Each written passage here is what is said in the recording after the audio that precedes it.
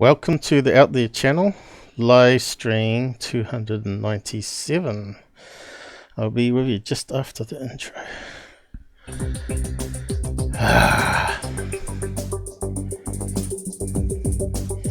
Okay, let's just check a few things. How's the audio out there? Who's out there?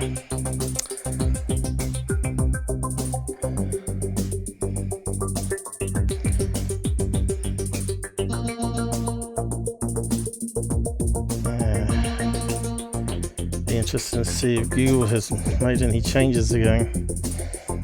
So far so good, I think, but it's a bit slow.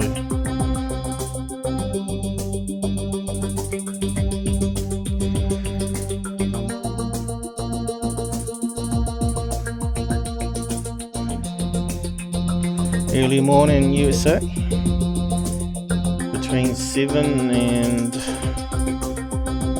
4 in the morning, I think, over there, depending which side you're on. And it should be lunchtime in UK, so we might get a few people on. And I mean few, a handful. Hey, we've got JD on. I thought that'd be beyond your bedtime starting this late.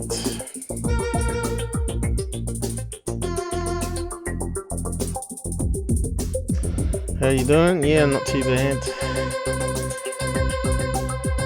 Unfortunately, people can't see the side chats unless they've got this screens open. And you can't see it on mine at the moment. Shelly's joining us.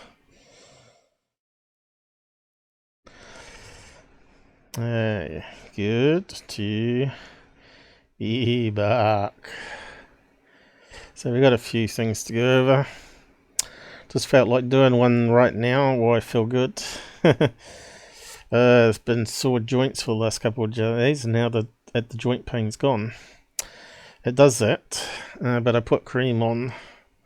The inflammation cream really sort of breaks it down, I think. What's it called? Voltaren. Emu gel. I'm not even sure why it's called emu gel. Immolation gel. So yeah. Oh yeah, looks like it's all working alright. We got 4 joining us. Wow. Dow even. Whoa.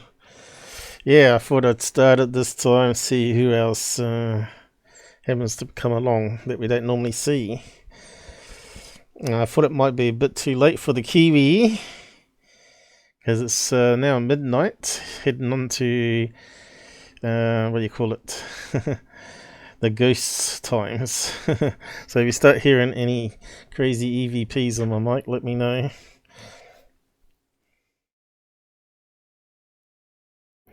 I have different joint pains. Yeah, there's a bugger getting old. So let's just dive into it. Shelly finally got a tablet that our channel bought her. Unfortunately, she's got lots of learning to do.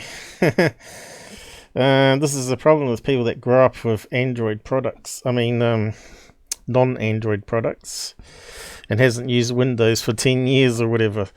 So this is a tablet I bought her. Costs $100 US or up, including shipping and tax, which is now added on things. This is a model that they keep upgrading.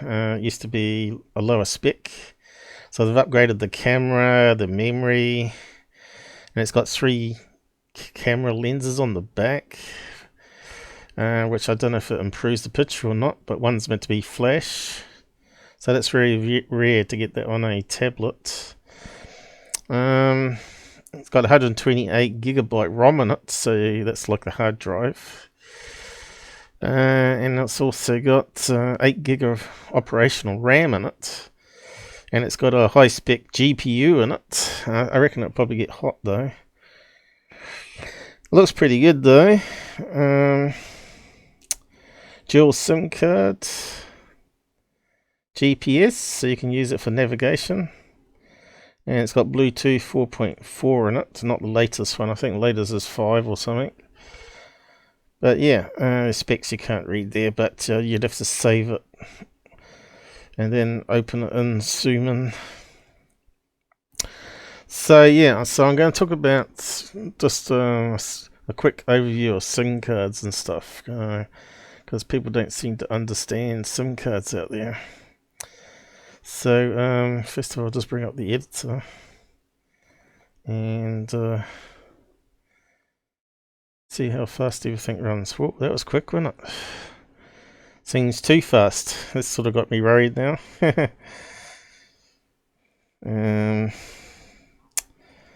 Where's my page gone now, isn't it? Is that the one? No, it's not it. Yeah. Got the right tab now. Yeah, SIM cards. What is a SIM card? Well, basically, a SIM card is like an ID for your device. And why did they not embed it in phones? Because it allows you to pop out the card and change the phone number on the device anytime you want to. So this is where the disposable SIMs come into action. And you can get prepaid and also account SIMs, which are linked to your household account. I prefer to use prepaid myself. What is SIM? So it's called a single inline memory module. So back in the old days, phones didn't have much memory in it. So what they did is they produced a SIM card that had the phone number and also the company, or what they call the carrier ID on it, so they could route it to the right company, and then they could check up your phone number and see if you had any money on the account to be able to do phone calls and stuff. Not sure if it's been updated here or not, but we'll find out. But it also had the bonus of having some memory on board. The early ones had limited memory on. The new one's probably got about 256 gigabytes on it or whatever, which allows you to store all your phone book and addresses on the card itself. So if you popped it out of your phone that got broken, you could buy a replacement phone and then pop the SIM card in, so you still got the same number and it's all got your address books on there. But this is way before cloud and syncing, as they call it, come along. Google Sync and all the other ones that have their own syncing facilities copies up your phone address to a database on the company's website. In this case, if it's an Android phone, it'll be Google, and if it's an iPhone, it'll be Apple's database. So that means when you get a new device, you can say sync it to the account number, and it'll bring down all your phone numbers and store it in memory on the phone. When you can quickly look it up faster instead of having to use the internet, right? Because when you're out and about, you don't have to have internet on, just have it for phone calls. So you want to have your phone book in memory, don't you? So let's see. So the sizes of them have changed over the years, maybe because the technology's improved. The early ones used to be 5 volts, and over the time it's dropped down to 3 volt systems, and it'll probably get lower to 1 volt. Looks like they've got a picture of all the SIM cards, but you get different sizes. I'll just type that in there. A lot of people will know this, but I think some people don't. So what you do is you get all these different SIM card sizes.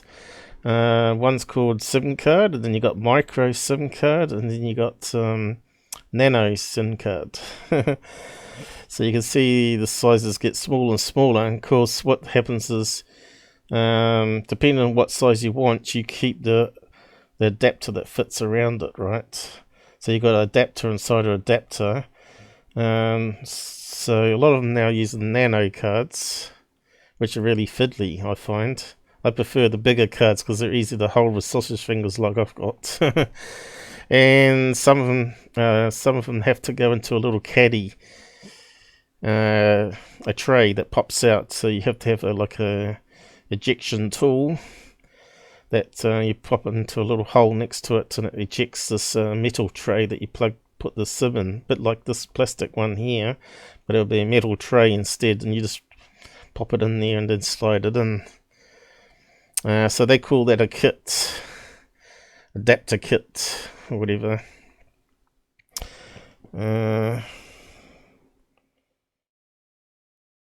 So yeah, Shelly's on the side there. So I hope you're paying attention, Shelly, because this is really for you. So as you can see, they look a little square box. Why is it not coming up? It should be drawing a rectangle, shouldn't it?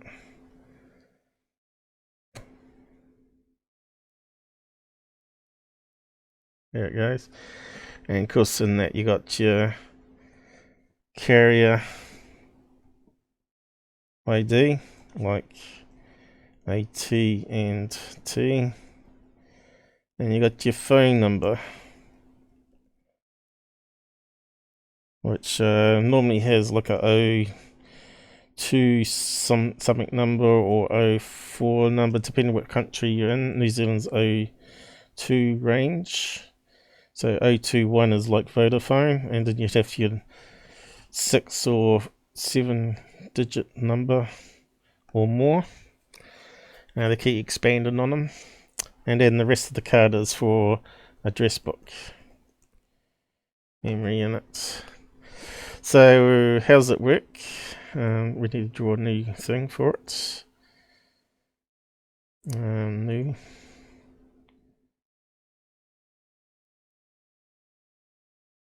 So you have your mobile phone here. It has a SIM card in it, which we'll just pop it out for now. There. And it has a radio. I'm not sure if I've got a symbol for radio here. It should be like various lines. What's that? Rocket. Let me see what we got for drawing things. It's a rocket. I need something that looks like a tower. I suppose we could use a lightning bolt for signal. So maybe just keep it the same color. So it's sending out radio signal, which we know is microwave, 3G or 4G. So this is your mobile here. Why is the writing so small? Is it small? I think it is. Yeah. All right. It's doing a look. I didn't click for some reason.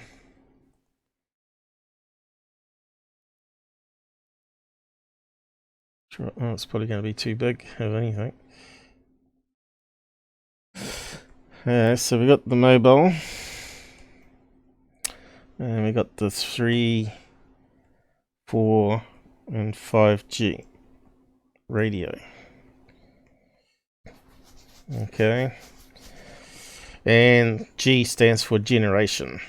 I mean, I mistyped the numbers here. 3 and 4. Yeah. So each version of the G is faster, basically. Uses faster frequencies and slightly higher power each time, so it covers greater distances, keeps you better connected. And of course you want an antenna thing, so what can we use for that one? So it connects to an antenna. Let's see, what can we use for an antenna? Probably a cone. Oh well, that'll do. Looks like an antenna. So it connects to an antenna, a cell tower as they call it. and then it sends your data off to via cable, because as you know, the limitation of wireless is weather conditions like water in the atmosphere that affects your signal strength. So once you get to a tower, it then travels along cable. What happened there? Seems to be something there. Why did it do that?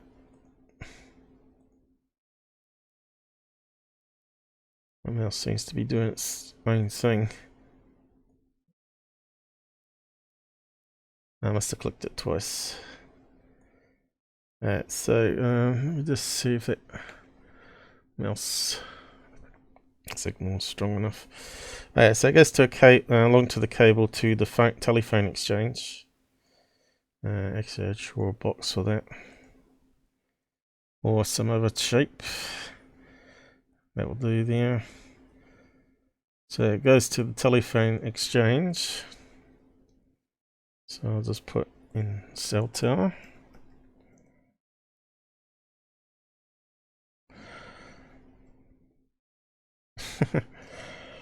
What's it got smaller?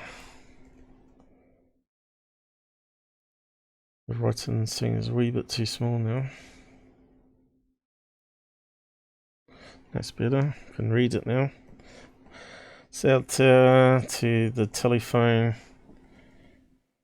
exchange, which basically is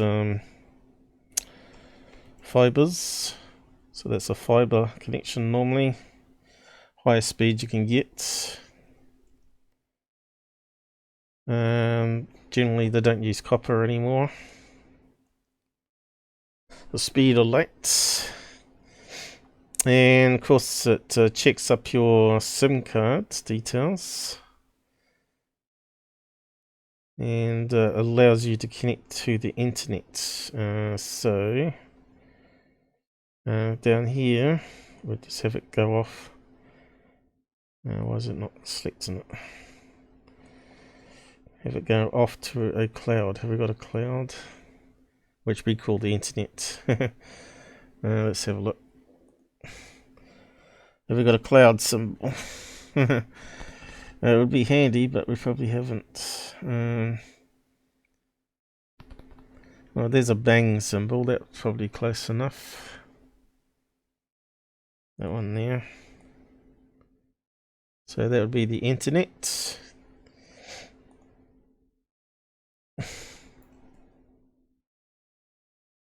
So if you want to get my attention in the side chat, just do at the Out There channel, and I'll notice if it's referencing me. So the internet, as you know, connects all the other devices from around the world or the city. So you have cables going off to other places around the world and whatnot. Beamed up to satellites and all that sort of stuff. So that's how you get to talk to me down in New Zealand, through going through lots of different equipment, fiber connections as well as copper. And then at home, you have normally a router, which is different. Okay. So this allows you to have reasonable internet connection on the road, depending if you're close to a cell tower. The further away you get from a cell tower, especially in rural areas, you get 1 bar and then internet's useless. Which some of you probably have discovered. Susan gets really poor internet connections on her 4G, 4LT, I think it might be that she's using.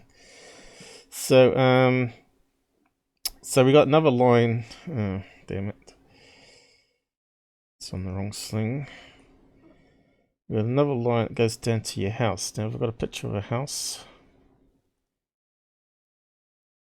Give me a house. You'll be lucky. Is there a house there? We've got PCs. Now I could draw a PC on these, couldn't I? So that could be like a Microsoft web server there, and Google search, and YouTube and whatnot, right? So there's your PCs. Okay, have I got a house? I've got an envelope, that kind of looks like a house. I wonder if it looks like an envelope. Well, it could be a house or an envelope, I suppose. But that will do. And in your house, rather than I'll connect it there, we need a router in between. So what happens is you get like a fiber box, which converts it from light back into cable. Let's just draw that on there.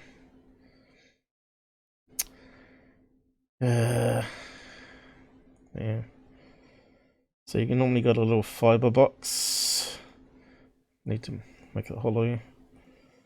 And then that connects to your router. Oh. What the hell are you doing, Paul? Oh, that'll do.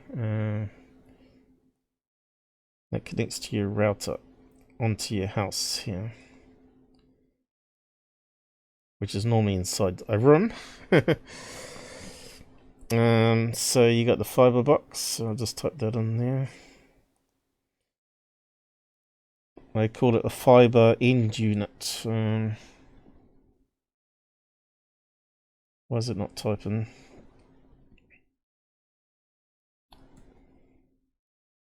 Yeah, it's got some strange names for it. And then you connect.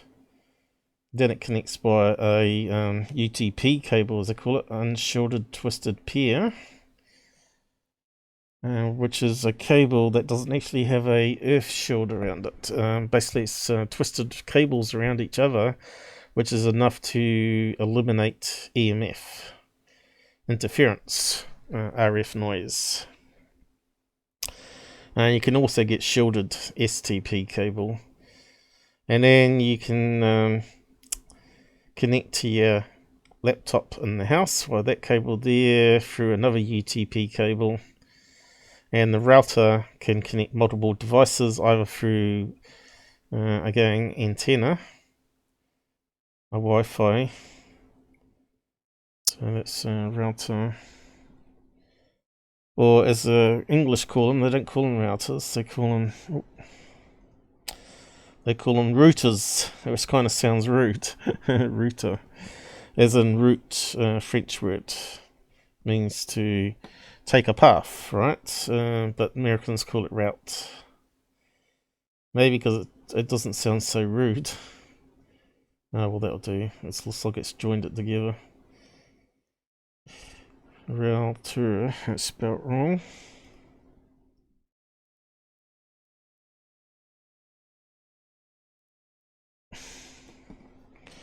Okay. And that allows you, and then antennas inside it. That creates what you call as cool Wi-Fi.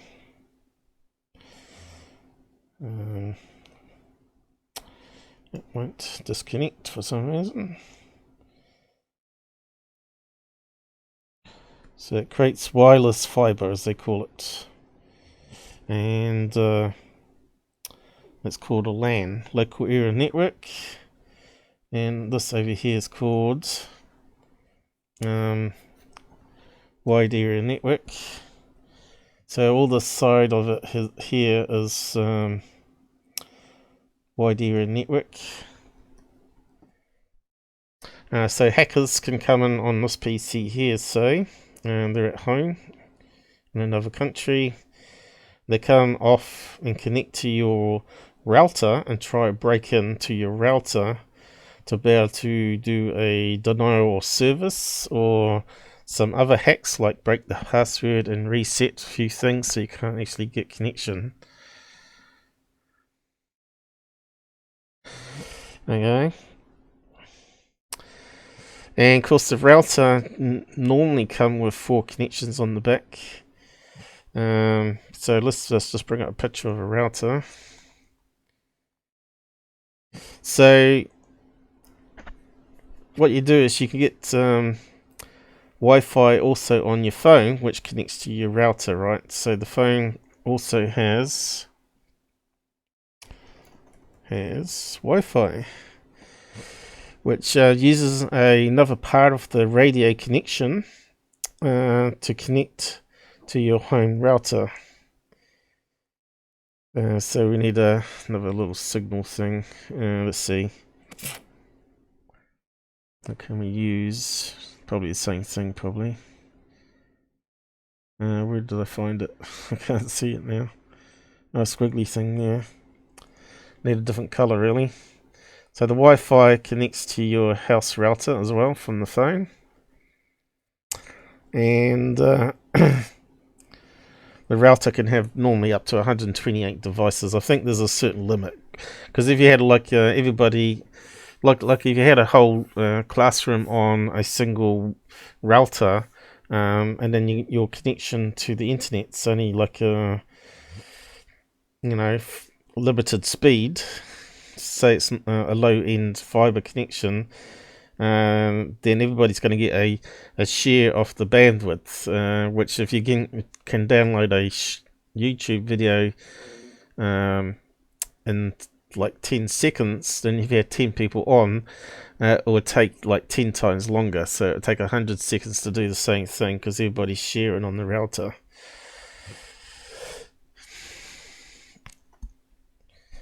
Now, picture of the router we want so everyone can see what a router normally looks like. Typical router. Let's see if it'll come up with one. So you're seeing pictures like this. These are like routers. In the past, they used to be called modems.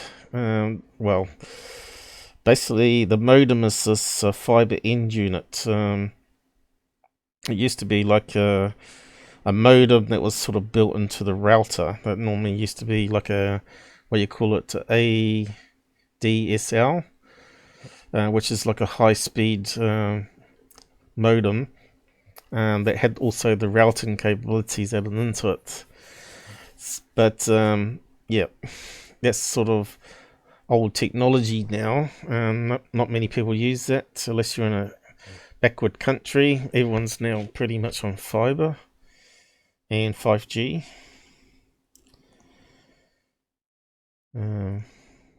Up there. I didn't click on something, did I?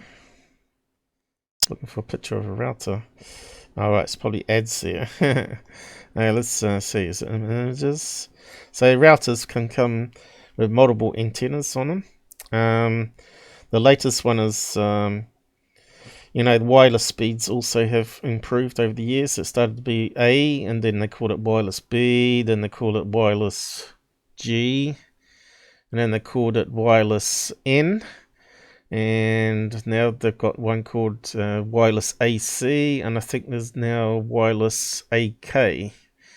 It's always increasing in speed, just like cell towers are increasing in speed to keep up with the demands of data users and people wanting video. So they look like this, and we want to see the back end of one. Why does it need 4 antennas? Because you got multiple bands, and one's for send and one's for receive on 2 bands. So you need 4 antennas. That looks very similar to my one I'm using at home here. So we want to see what the back panel is. So the back panel is a bit like this one here. Some of them don't have antennas on the outside. I prefer the ones with the antennas because they've got longer range in the house.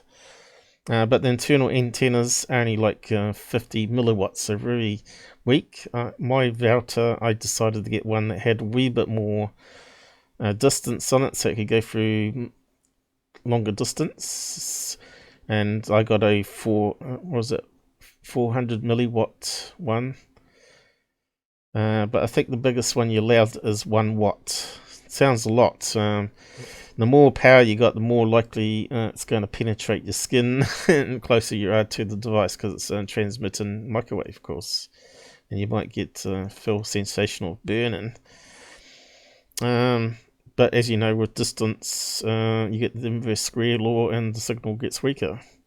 So normally you get ports on the back here that look like telephone points, and normally you don't plug your phone directly into the router. The router's just for computers and phone connections and tablets to connect. So they normally give you 4 ports on the back, as well as one that connects to the fiber unit. Now the fiber unit normally has connections to the telephones in the house, which are the old style ones, the landline ones. So these ones here, a telephone. These ones here, radio phone, that have a cable. Plus you got the old style ones. They all would connect into the fiber box, which they call telephone post office system, which converts analog phone to digital and sends it over the fiber.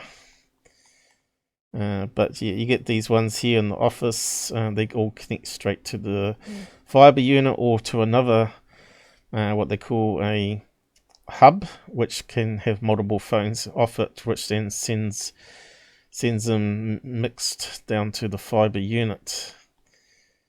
Normally you get 1 to 4 phones normally. Business would probably have a different setup to what you'd have at home. But yeah, so you normally have something like that, like in our house here. Radio phone, and the base connects to a socket in the wall, or it connects straight to your fiber box, which needs power, by the way. So if you get a power cut, you lose your phone. Well, in the old days, the telephone exchange used to be all analog, and it used to transmit 50 volts down the copper wire from the telephone exchange directly to your phone. But now, if you get a power cut, your phone is dead, and you're stuck with mobile phone then, because the mobile cell towers run off battery backup for a short time anyway, or diesel generator until that runs out, or petrol generator, I should say. So yeah, you can see it gets quite involved. But that was not the typical back of a router. You got switches. Switches like it's a bit like a router, but it splits one port to many. It's like a USB hub, basically, and it's like a high-speed switch. I thought I just saw it here, back of the thing I was looking for. Look at that one. That's got even more antennas on it. Crazy looking. They're always changing. So here you go. Here's an example of all the different connections on the back that you can get. You normally get 4 LAN ones, which are normally yellow in color or blue. Looks like they haven't standardized on the colors. Normally got yellow around the outside or blue, and the WAN port, which goes to your fiber box, is normally yellow or red, I think it is. So you don't get it wrong. Some of them have USB port on it as well, so you can connect a media box, so you can actually store files to your media box on the router directly, and power switch sort of thing on reset button. And you can see here they got the power port going to it here. Oh, now what did I touch? But anyway, we were finished with that anyway. So hopefully it's becoming a bit more clear. What have I forgotten? Alright, so yeah, some devices don't have SIM cards on them, and what the shop can offer you is a USB dongle. So if you got like a laptop, Windows laptop, a lot of them don't have a SIM card slot on them. Tablets do, phones do, but laptops generally don't. So you can get a USB dongle with a SIM card port on it. and they just look like these Android or Chromecast things you plug into your TV, sort of. But these are actually USB ones, and in the end it's got the radio transmitter. So you can plug it into your laptop like that on the USB ports. And in there will be a slot for the SIM card. Now, I need to get up my folder.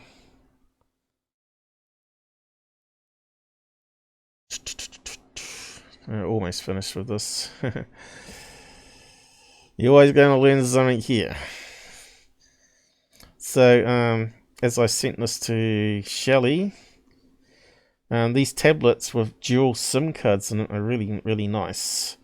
So you got to pull off a lid that's near the camera normally, but it'll be there, and you get your fingernail or a file underneath and pop it up, and you have a slot there for your TF card. Oh, where's that disappeared to? TF card or SD card, as they call it. And you got SIM 1 and SIM 2. Now, why would you need 2 SIM cards? Well, I thought it was called SIM with double M. Module. Yeah, they spelled it wrong on the Chinese thing. Typical. And then you got the USB port here, which is for charging. So I suspect that's what Shelly's got on her tablet saying. And if you click off the lid, you'll be able to see all the other ports that are got a dust cover, pretty much, you know. So because you normally don't, once you've inserted the cards, you don't normally inject them all the time. You just want your phone number on the tablet all the time for data. So yeah. And you can see they've got normally a little mini port on there for USB, which is not the same as the big one you get for these dongles here.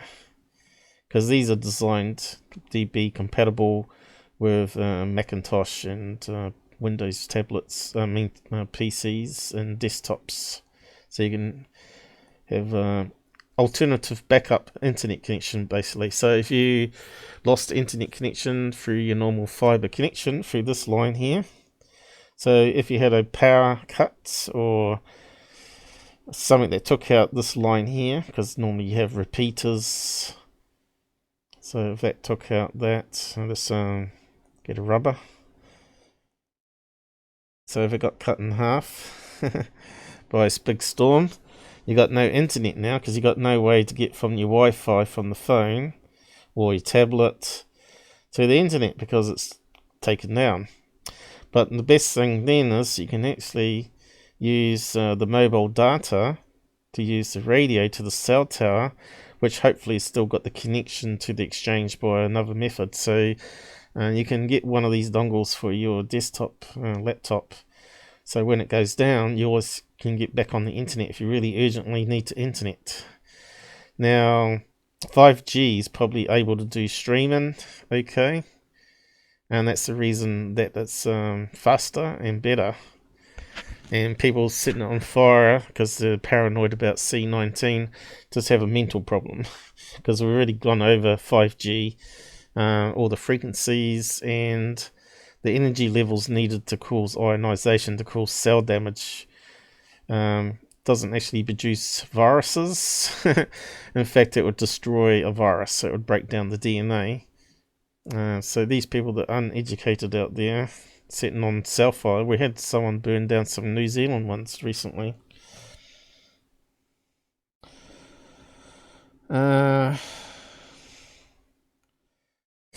So the next bit is to talk about a hotspot. Now, what happens on phones? They now offer you a hotspot. So if you don't want to use your Wi-Fi to the router, you can turn on the transmitter on your phone to be a router. So the phone can actually become a router. So you can turn on a hotspot, as they call it, which means a mobile router. And so that means it's transmitting rather than it's transmitting to multiple devices. You probably have 8 to connect to your phone if you want to. And instead of it going to your home router now, you can then connect your laptop to your phone to use the cell tower internet instead, right? And it's just normally a couple of settings in your smartphone. And there's a few tutorials online. What is hotspot? Android. Don't know if we got any pictures explaining it, but we got some here, I think. So you normally go into your settings and you find Wi-Fi. I think it says there. And then you can turn on mobile hotspot. It'll be in the list. And you can then the mobile hotspot, turn it on. Then it will come up and ask you to give a name for the router. So you could say whatever your name is, hotspot, Shelly hotspot, and enter a password. Or it may just have a pre-configured name, which is basically a random number, which it will have here somewhere. Probably has another screen where you can change it, change the default hotspot name. Some of them allow you to change it, some of them don't. And then you just search for it on your laptop, which doesn't have a connection to the home router anymore, and you connect to your mobile phone instead, and it uses the more expensive data on mobile technology, which is handy if you're on the road and you want to use a laptop for GPS and surveying, or a tablet and it doesn't have a SIM card in it. Then you can either buy a dongle, a USB dongle with the SIM card, or you can just use one of these smartphones. Just turn a hotspot to make it into a portable router. So that's basically it in a nutshell.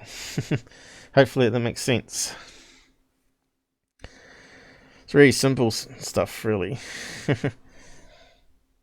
And of course, as we know, the cell network uses different frequencies to the home one. The home one uses 2.4 is it, or something?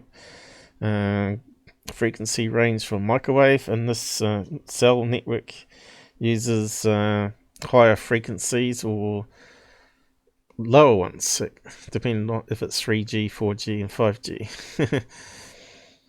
5G. So yeah. So it doesn't conflict, the radio signal doesn't conflict. The Wi-Fi and cell work separately. So normally people turn off the cell tower data so they don't rank up charges when they get home. But normally the phone's clever enough to automatically connect to the router as you're in range and stop using the data on this expensive connection. Right, the cell tower. But some people turn it off just in case. But this is where the prepaid cards come in, because you can just top it up as you go.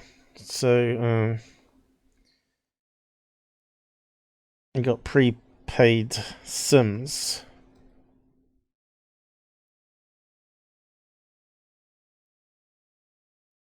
And Vodafone's come up because we're in New Zealand. But what happens is you can go to the shop and buy even SIM cards from local shop. Any shop sells SIM cards for different providers out there. I suppose they get a percentage of the cut, right? And when it comes with like $30 on it for that, you can then use it for data. Normally they have on-the-go data, which costs $1 in New Zealand anyway, $1 a megabyte. So it can use up that 30 credits quite quickly on a phone if you download 30 megabytes, which is stuff all. You have to buy like a plan on the prepaid, you can get what you call add-ons. So you can say add on 3 gigabytes of data, and they'll ask you for like 50 New Zealand dollars or whatever, and that only lasts a month, and then you have to buy another lot.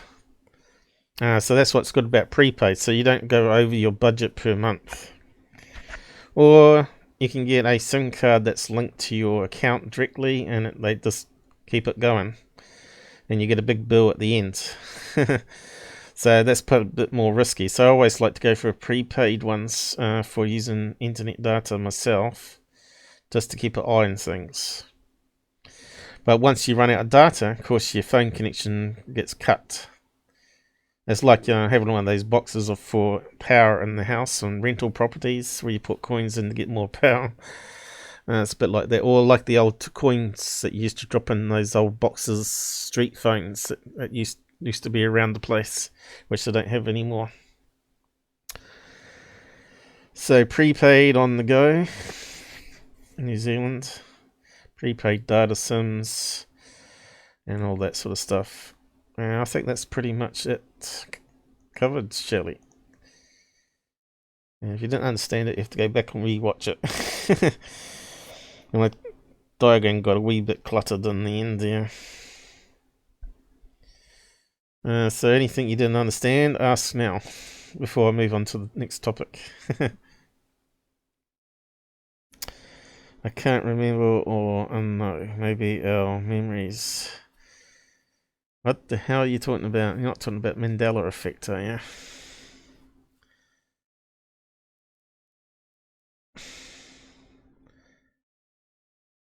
Who's out there still? Did I blow your minds? Oh, it's certainly a book of knowledge. Yeah, I'm trying to keep it to layman terms so anybody can understand it without being too complicated, to see how it all works. When you go to university, you got to learn about packets and UTP packets. I mean TCP packets, not UTP. TCP packets and UDP packets, and how it does error correction and all that sort of stuff. So yeah, really you don't need to know that. You just need to know the basics. So yeah, that means you can go to any shop and get a card for any of the carriers out there, prepaid card, T-Mobile, AT&T. You don't have to, although your house can be still with AT&T, you can then get a prepaid SIM for any other competitor company out there if you want to. And basically that's what I do.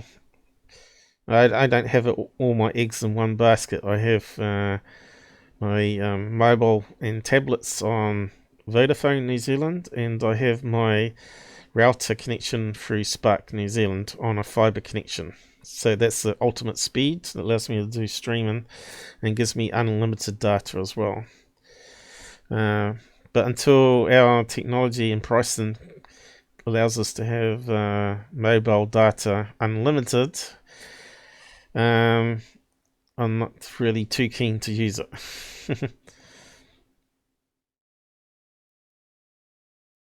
Okay, so that's what you got to look for on your tablets, Shelly. You got to find that little slot on the back. Be careful, open it, because you can break the little plastic things off. It is plastic after all.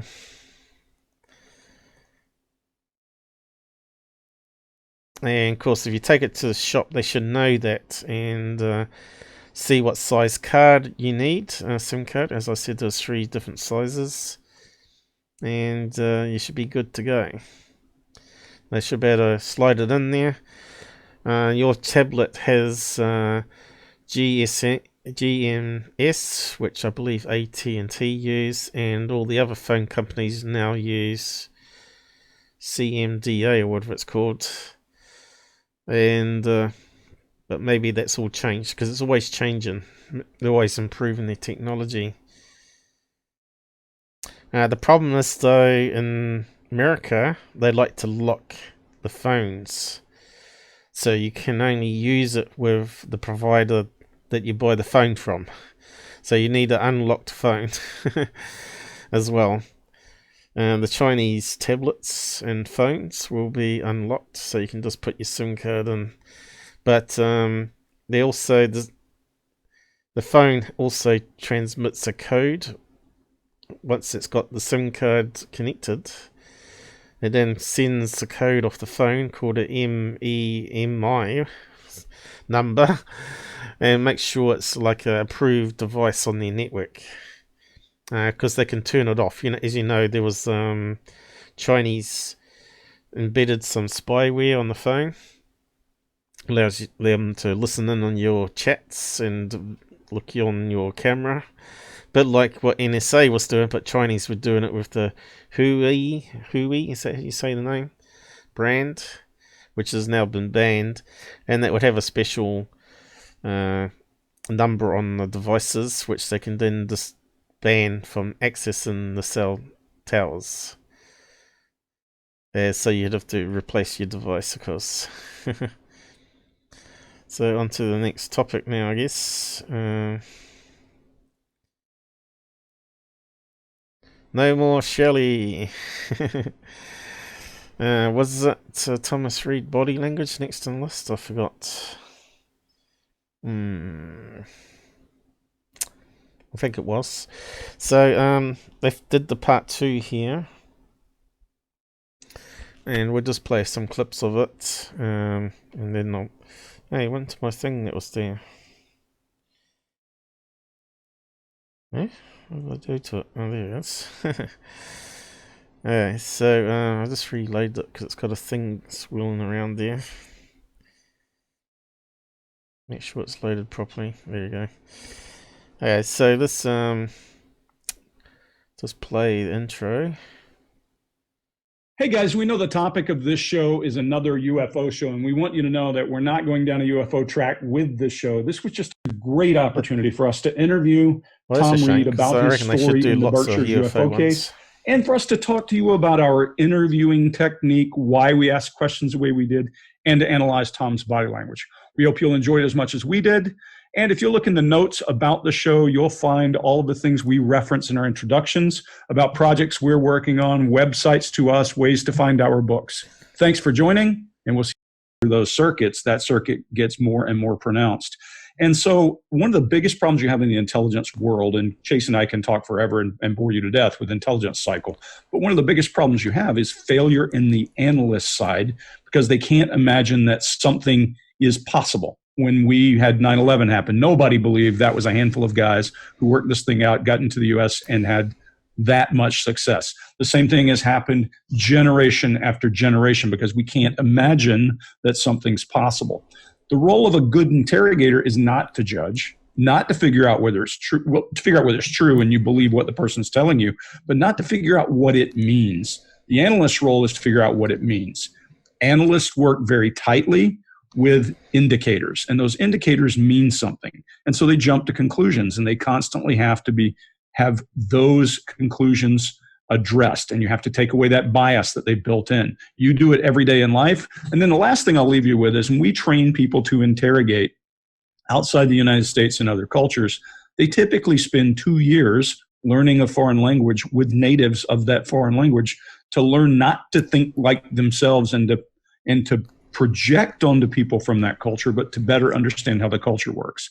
It's a very important part of what we do in trying to suspend all of that bias, whether confirmation or other. And Chase, I'll pitch it over to you to talk for a minute about some of those biases. Sure. So one, I think that we see when we're watching a body language video or watching anything on YouTube is something called the bandwagon effect.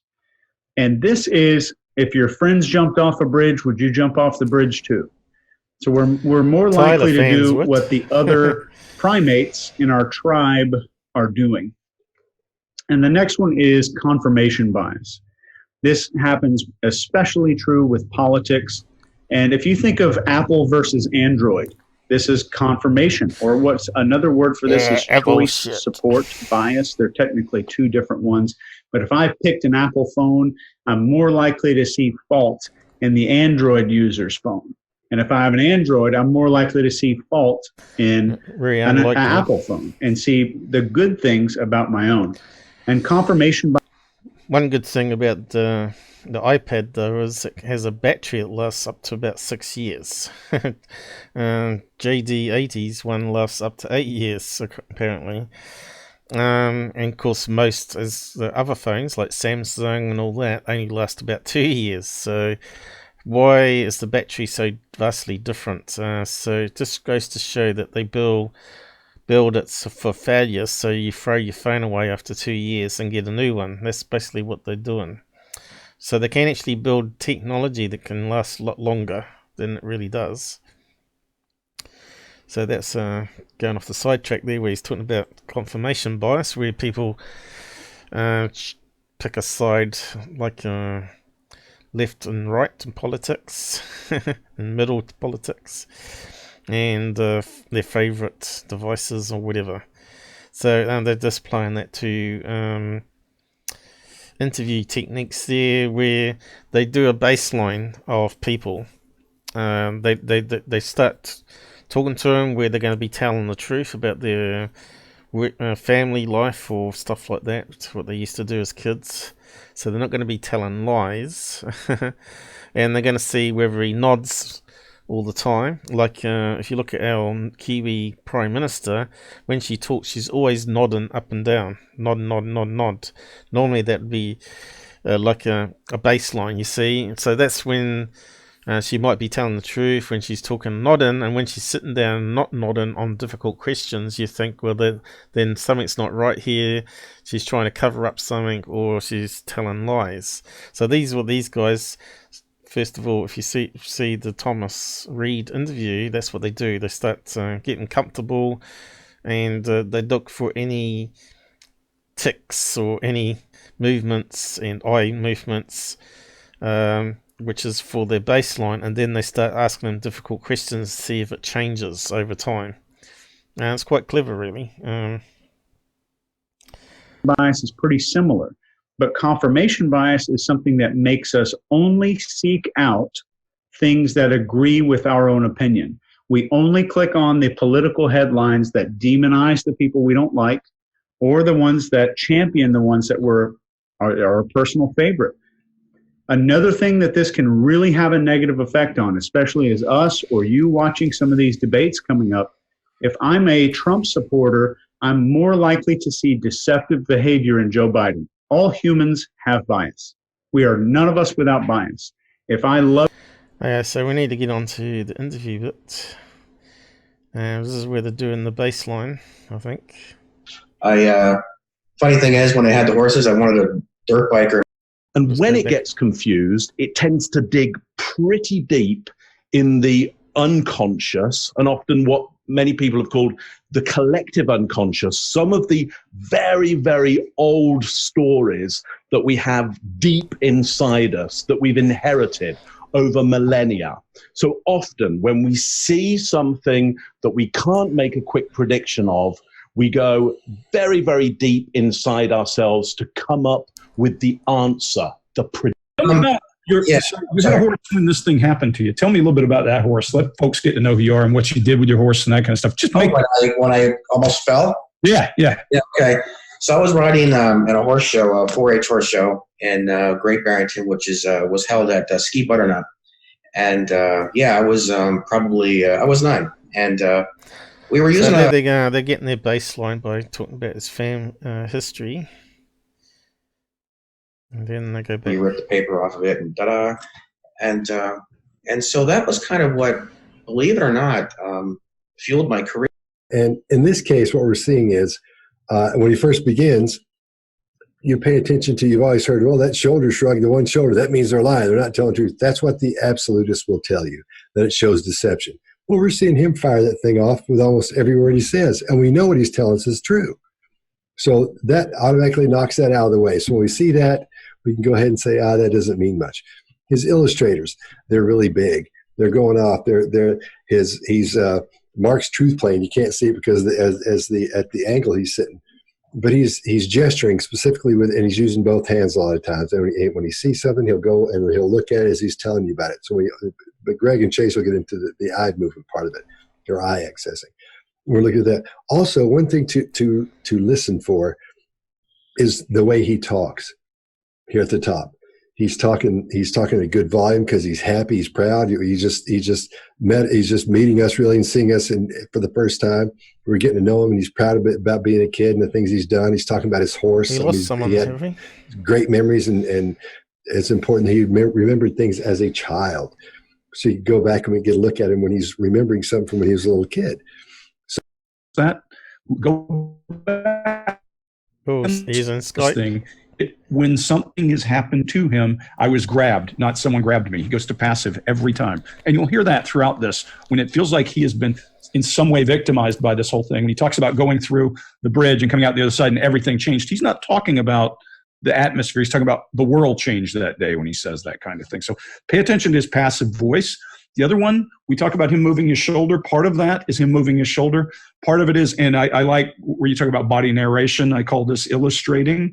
And part of that is him illustrating with his left hand as his elbow is lying on the chair arm and it's causing his shoulder to rise. So pay attention. That's not just baseline. That's mechanics at some point. The other one to start noticing, when he's talking about something he did personally, he narrates with his right hand. Have you noticed that?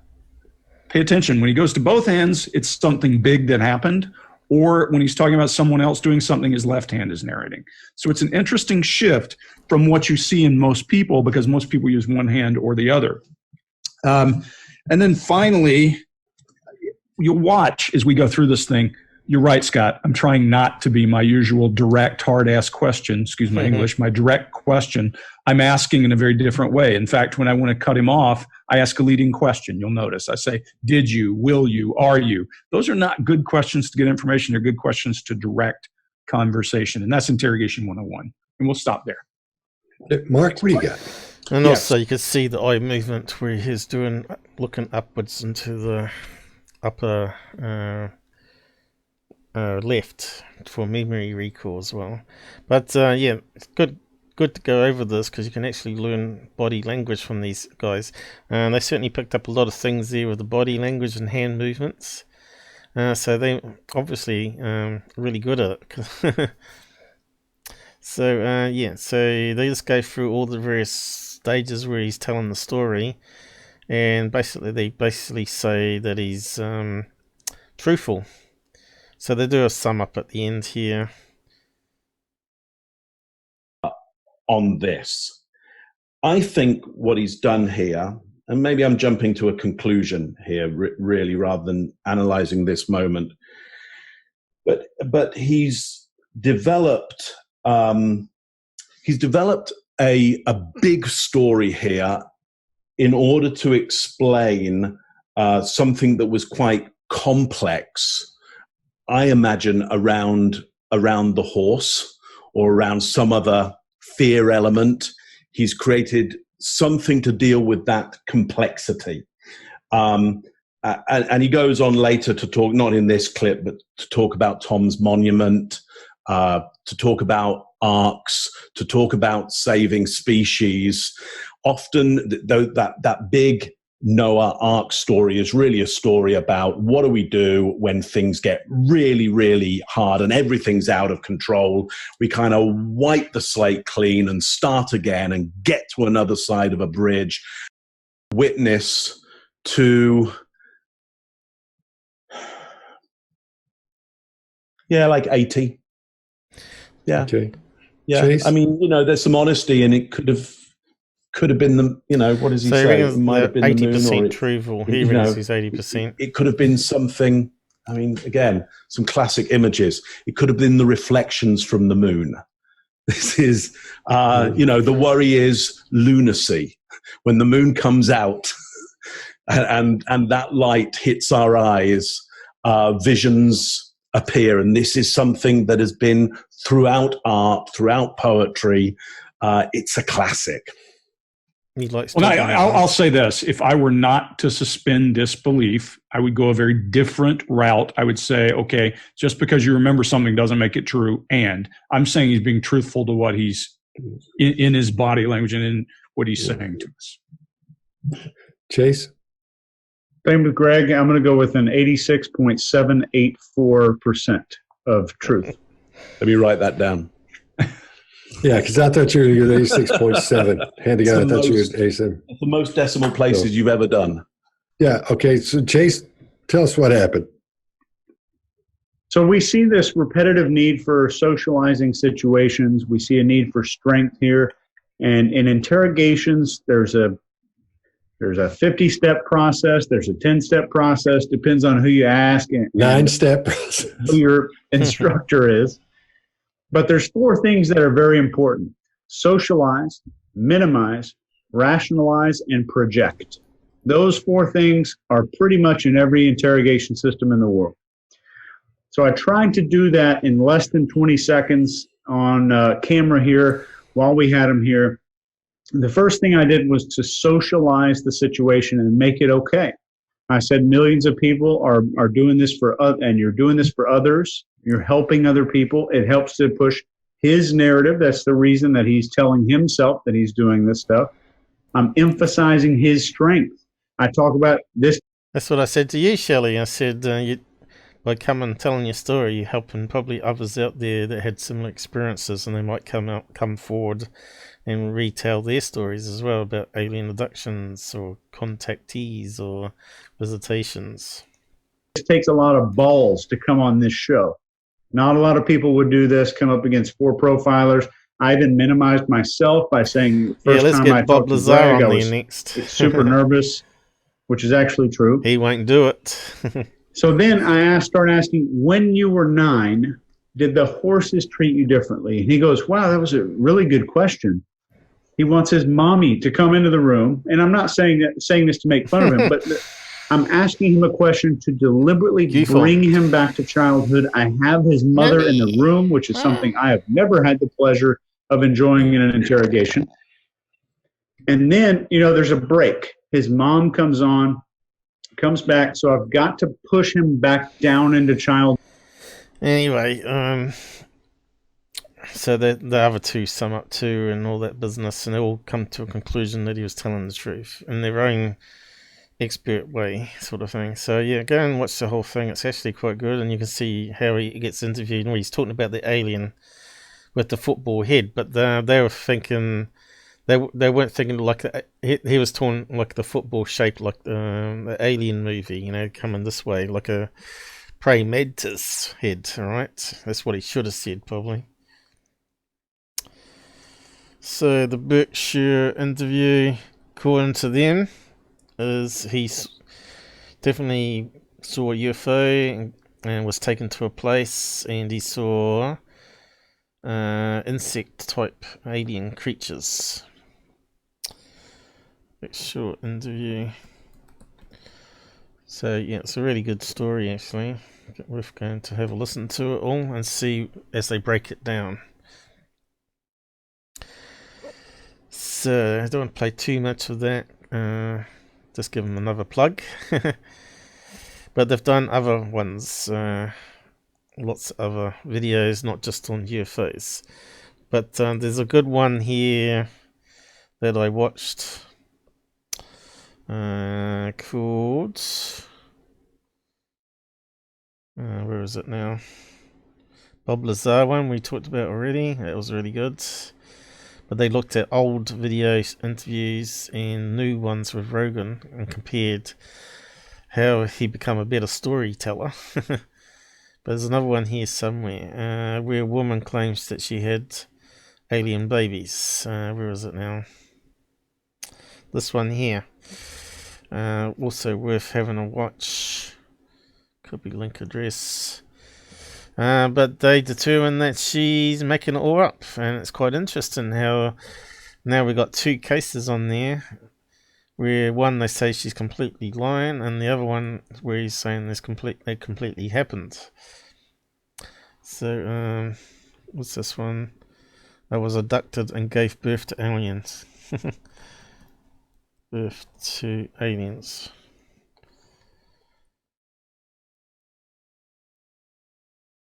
Now, I'm not too sure why she'd make up the story, but they think some people like the attention, or attention seekers.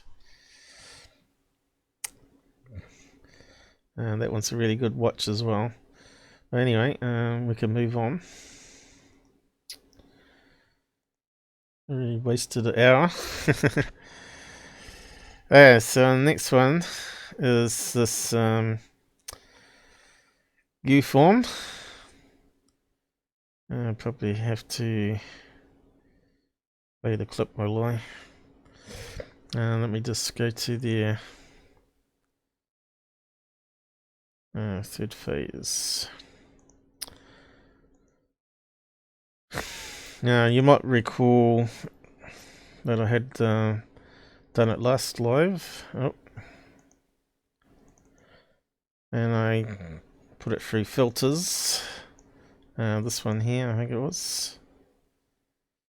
Where now they're claiming it's a hybrid weather balloon program or secret space plane.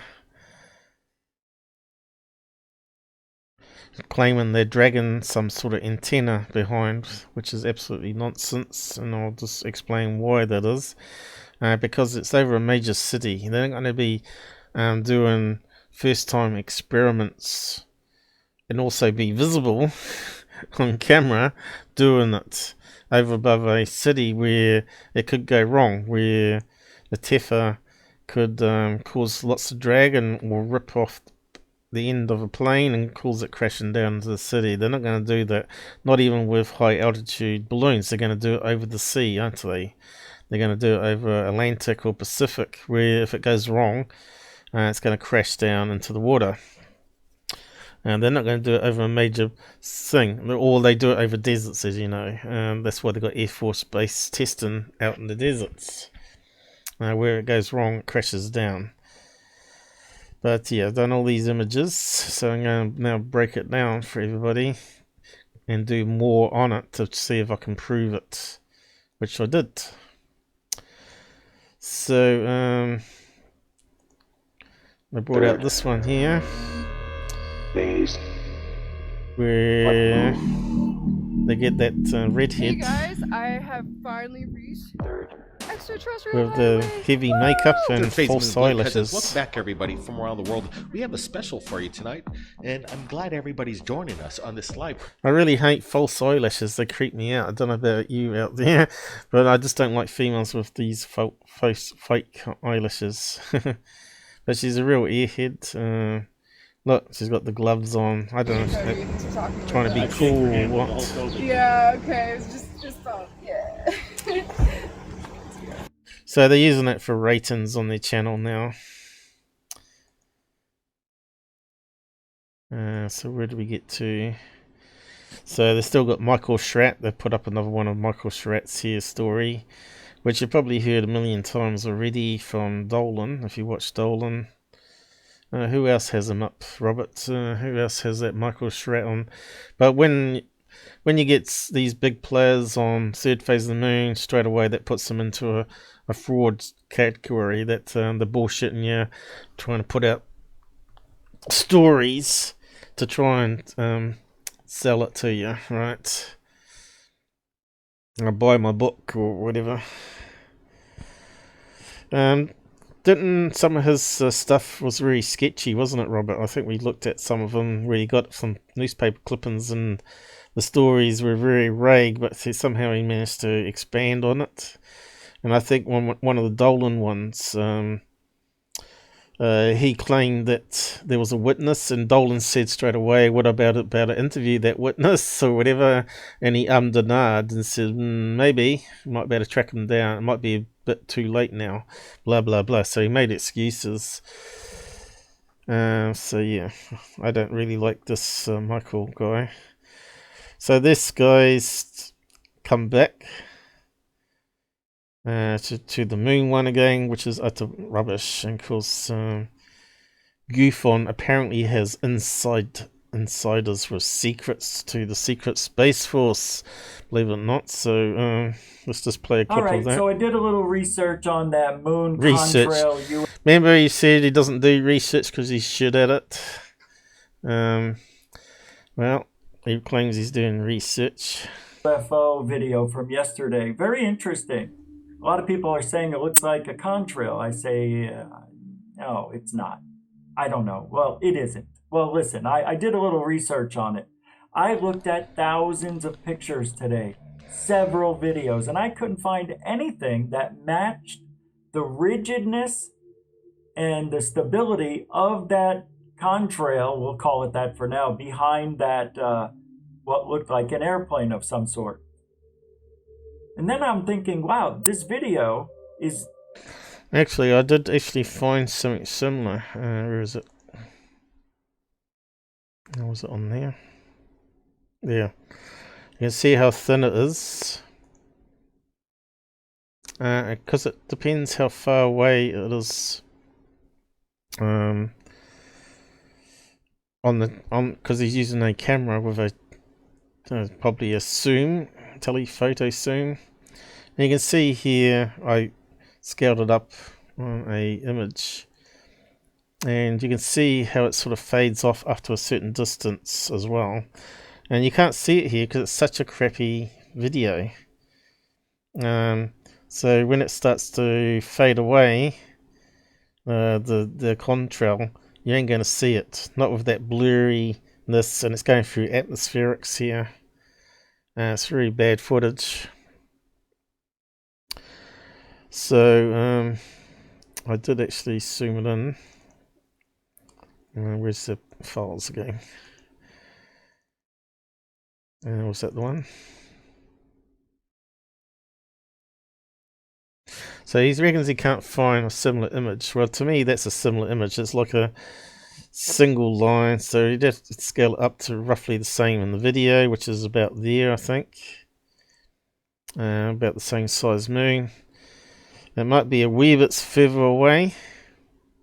Still, this is definitely a sharper picture. But you can see here, if we keep zooming in, you can start to see still not much plane shape there, and you can see that it looks almost like a straight line, but then starts fading after a certain distance. See that there? It fades off pretty quick.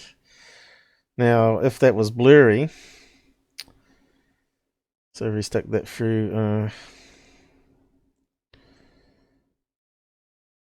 some blur, it would look really similar to the other picture, but I couldn't find one going in the same direction, which was flying away from the camera.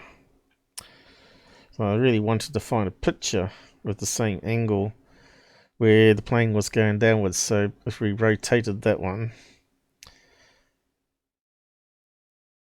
like, and it's still going the wrong way. I wonder if we can rotate it around again. It's upside down. So it looks really similar, doesn't it? Like a straight line going down. They were saying it's a teffer. But if you add some blur, zoom in, you can start to get it to look really similar, straight line sort of thing. Oh no, it's going the right direction now. It's going straight down, right? But it's on a different angle. Instead of being the wings for a T shape flying away, and this is sideways view. And you can see how it's fading there, but if you put it through some blurs, it's going to look very similar. Let's see. Motion blur, gradient blur. I'll try that one. You can see straight away we can blur it if it's really bad filming, like Bruce sees all, and you can really barely see it. But you can see here, once you start blurring it, we start to lose quality. It's got all sorts of variations we can do here. I'm not sure which one's the better one. Lighten,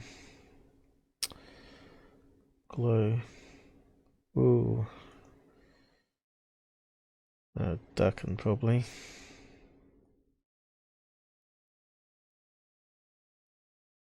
It's taking the outer side there. It's quite interesting how each one change. Additive. Oh, that's really overexposed there. But there you go. That would probably be close to. Let's see. Probably too sensitive though. You can see straight away you can't see the rest of the tail. What's happened? We can't get it any less than that, unfortunately. Multiply. Oh, that makes the background of the moon blurry, not the thing in the foreground. That's interesting. Negation. What else we got? Screen. What's that do? Makes it overexposed. Looks like normal is about the only one that we can use here. Reflect. What's that one do?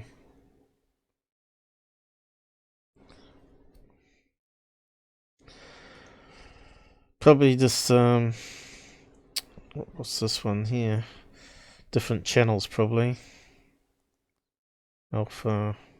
I think there's brightness. Let's try normal. Oh, you can see it's changing the blurriness on the colours. Oh, that's interesting.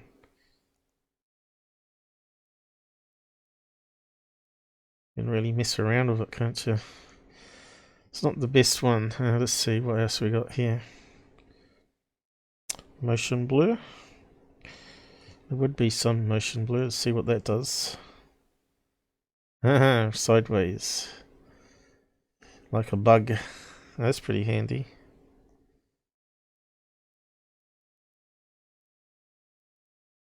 Now how blurry is this one? Pretty bad, isn't it? But yeah. Probably best to muck around with the color swap thing. Not that one.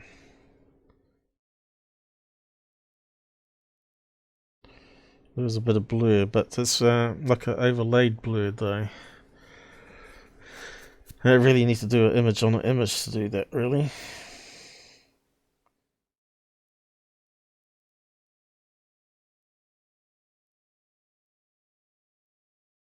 So that really shows up the contrail here. If we muck around, you can see it go right across now. And do all sorts of crazy stuff.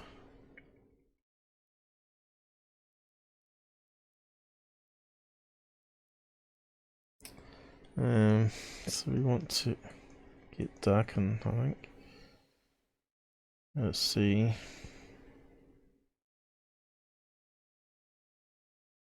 There's not much color range there, is there?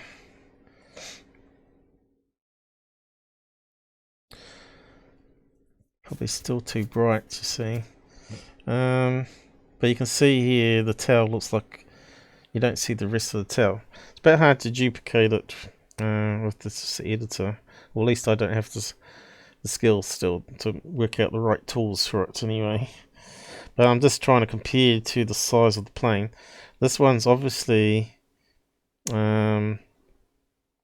just a wee bit further away. Apparently you can see planes up to a distance of 60 miles. That's quite a fair distance. Now he's zooming in, so he's probably got increased that 60 miles to even maybe 80 miles or 100 miles away.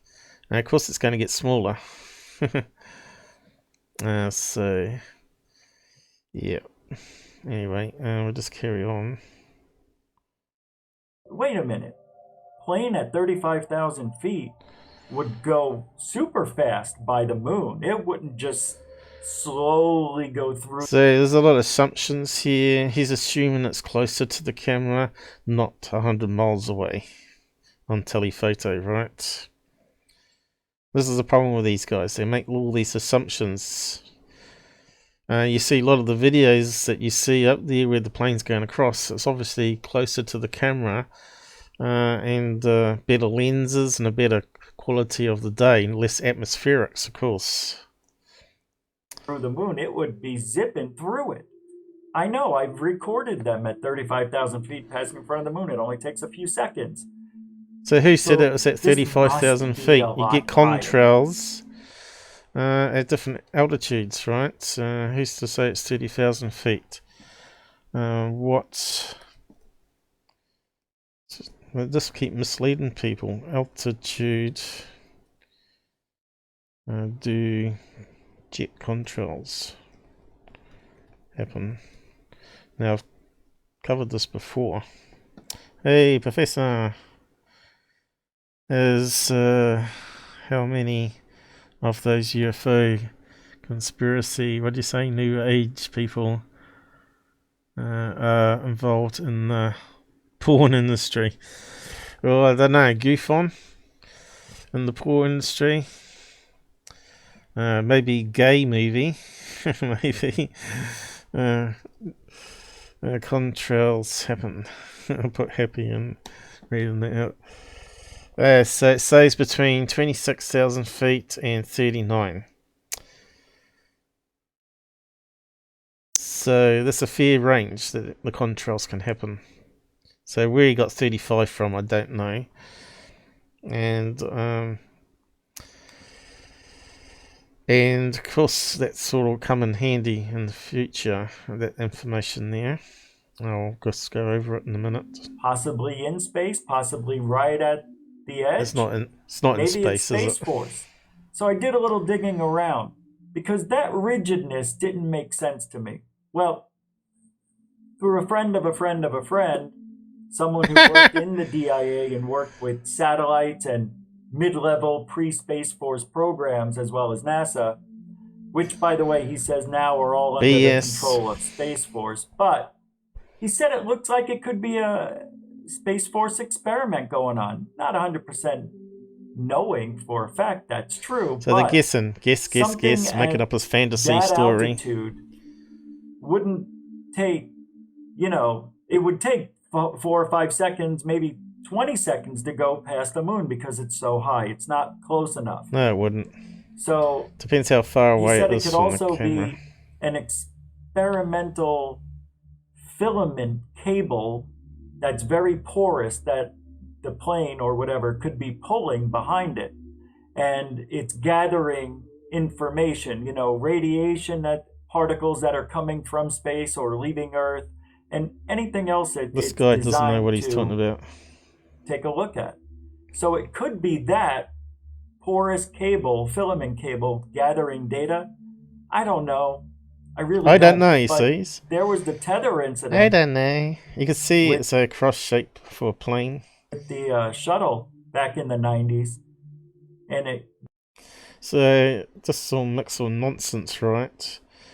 So the original guy changed that from UFO. I think I've got a picture here. Originally he said it was a UFO over Metro Detroit. And now he's changed it to US military deploys surveillance balloon. As if you're going to have a high altitude surveillance balloon with a TEFA, right? That sounds almost like Project Mogul 2 scenario, but they're not going to fly over a major city. Because that's where they claim that we're doing it out at White Sands and all those other proving grounds. They're going to put it up there where if it comes down, it's going to crash down where there's not many houses. You're not going to fly over a major city like that. Unless it's Russia or someone like that. And then this is filmed in America, so it's not going to be that. So yeah, the guy's taken the advice and changed it. I think UFO is probably better because it's an unknown sighting, I guess. But these guys put UFO in because they know people are going to think it's alien craft, right? So yeah, back to what's the next bit? So that's what he's basically updated, and it's just nonsense. Kind of reminded me of that. Remember when it broke away and all the weird... See, even that's wrong, because I did some enhancements on the image, right? I took some snapshots from a video, so I can just put it up on Twitter. And you can see here, it looks like a plane. It looks like a contrail. So you can see it's almost flat towards us, but it's actually rotated a wee bit. And you can see here it's a typical contrail, and then obviously it's starting to twist through air currents.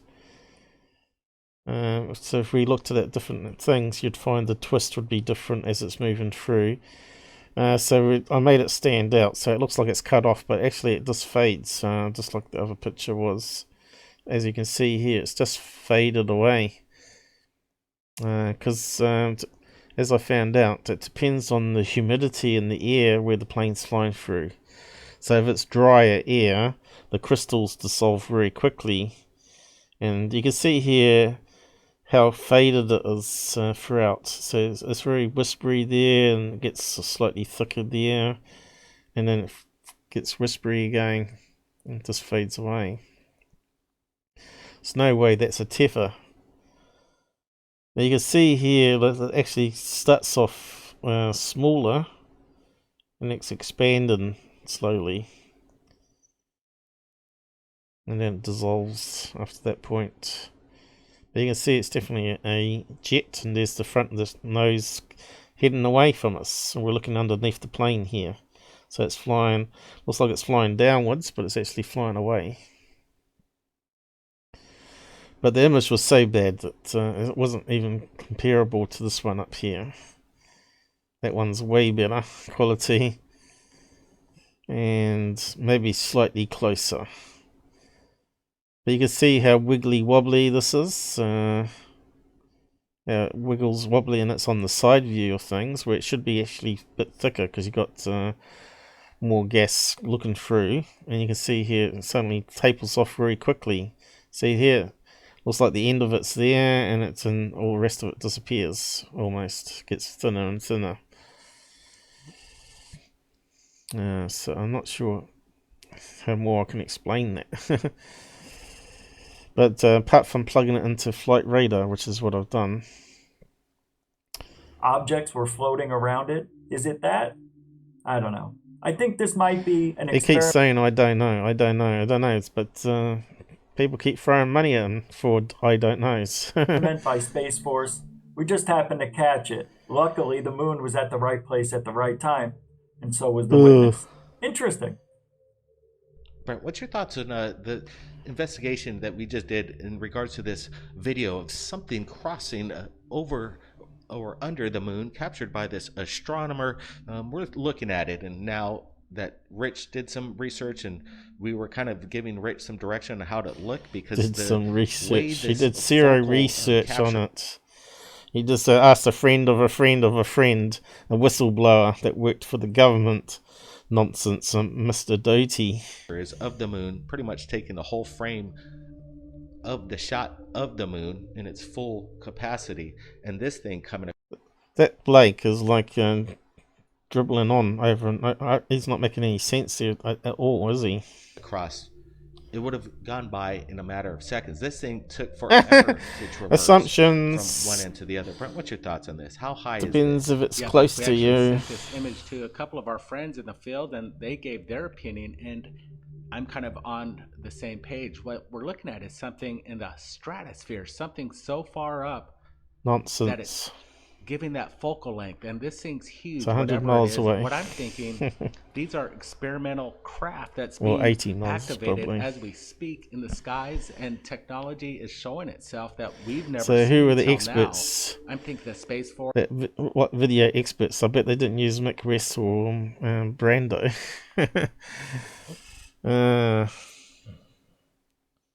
Hey, Shelly, see you later. Have fun. Now you know all the facts about SIM cards. You should be smarter than the people in the shop. That I did at the beginning. So enough of these turkeys for now. I'll come back to them.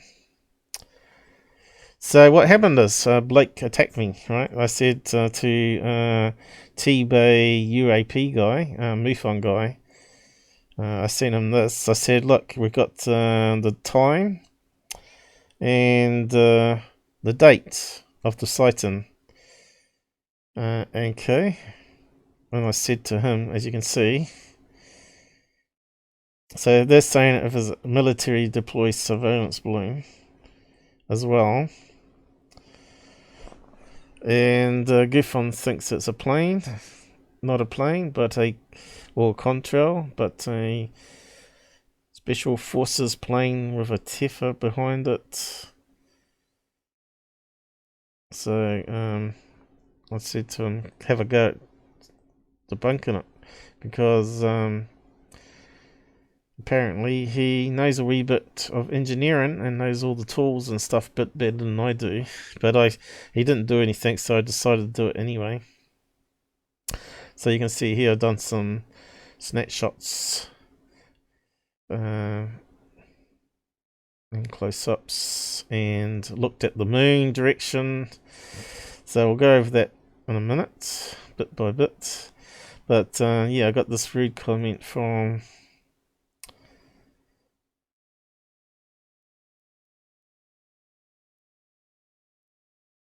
oh yeah, that's another thing he told me, another story which we'll have a look at. I might just drag that one to the end. That's another UFO story that he had. That was quite interesting. I forgot to include it on my list. So yeah, where's the thing that he sent me? How do I get to it? Where's the thing from that lake? I think it was under here.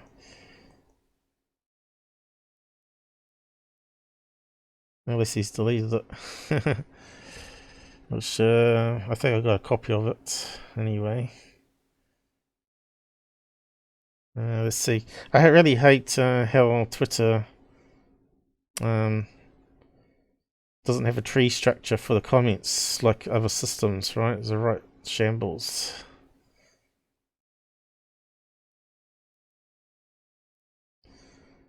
Why can't I see his comment now? I reckon he's deleted it because he knows there's a drip. And he's probably taken out my other comments. Show more. Maybe it's on that. Here we go. Alright, here we go. So this is what Blake come attacking me.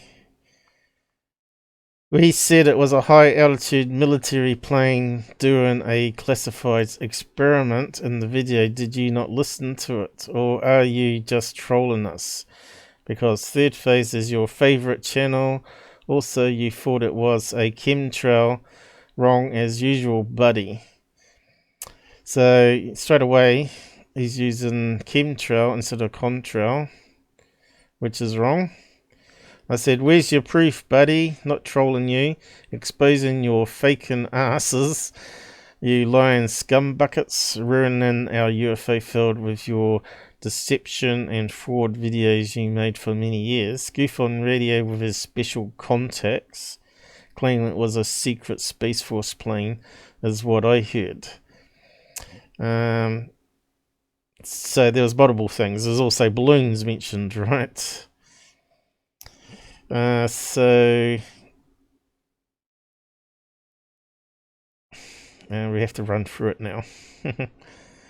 So first of all, I found out on that particular day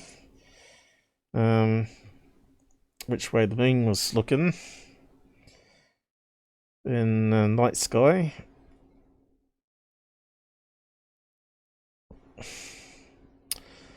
And it was between a certain date range, all roughly in the same place. Should be 31 down here though, I just noticed. But it's roughly in the same place each night anyway. So it's between southeast and south around the moon that night. So I use this particular app. Have I still got it open? Let me just see if it loads up. Probably stuffs up because I've had it closed. Probably. Yes, changed it, I think. So I use this here to change the 9 PM to work out the UTC time, which turns out to be 1:30. 9 PM is UTC for the software. But yeah, the moon's changed again.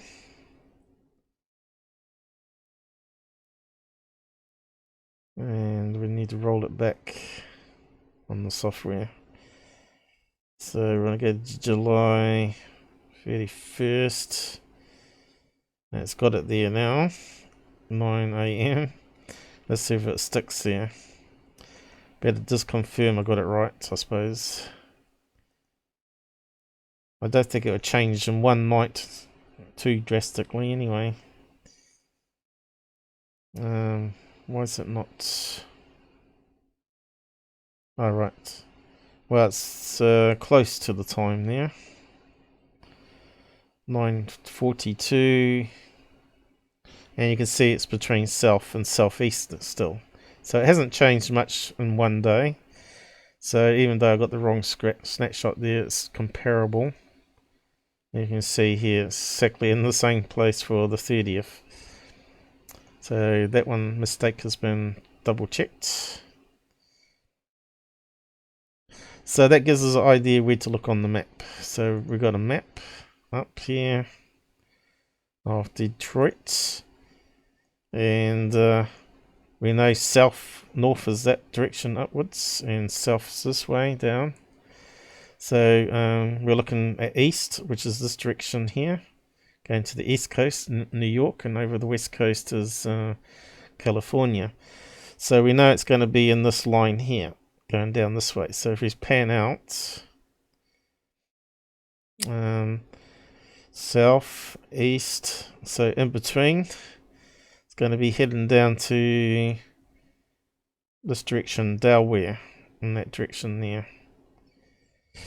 So that's where I drew it on a map instead of going to thing. Where's my map with the line? Which one's got the line?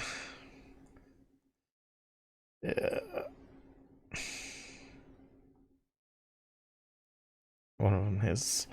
So I said the moon direction was down this direction, roughly. I sort of took a ballpark and tried to work out. As you can see, the sky is very busy that particular day, which turns out to be UT time of 1 AM 15 or 16, which is actually the next day. You got to add on 4 hours to the time that he stated.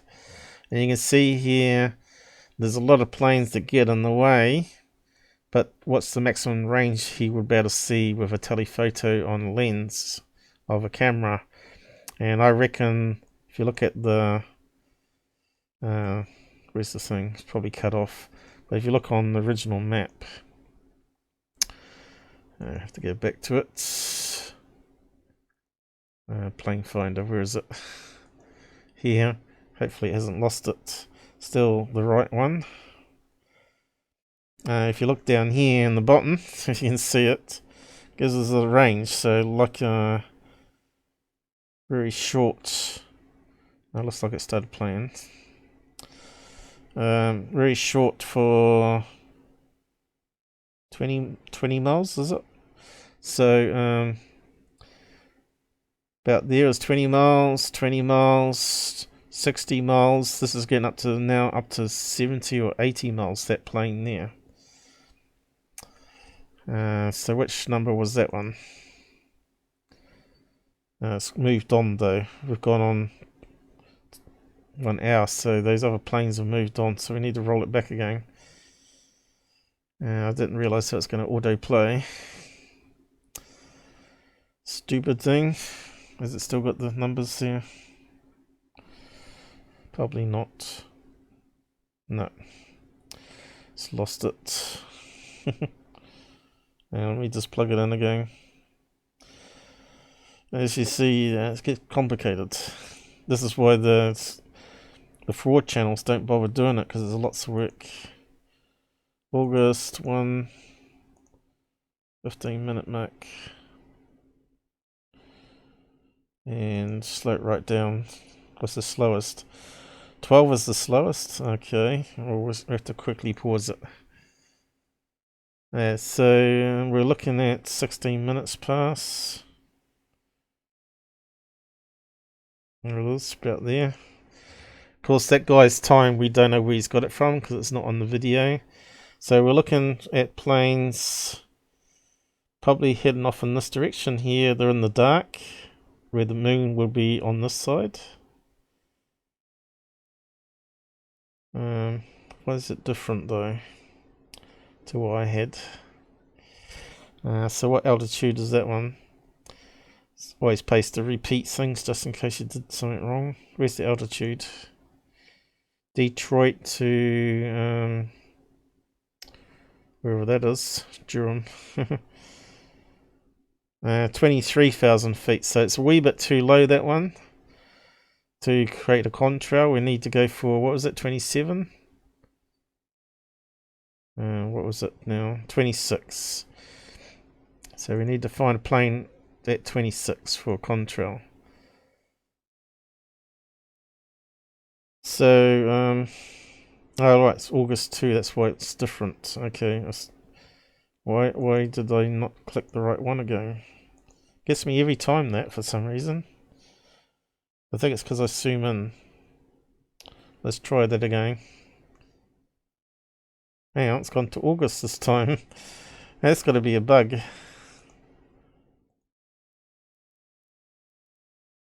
Pretty sure it was one. No, maybe I'm misreading it. Yeah, it's first 16. Okay, we're going to pause it there. Now we got the proper map up. So we were looking for a plane about 18 miles away.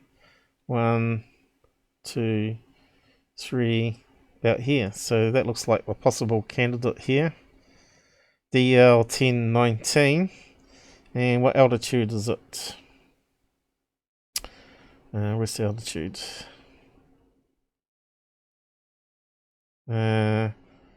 24 at the moment. What else we got in that line?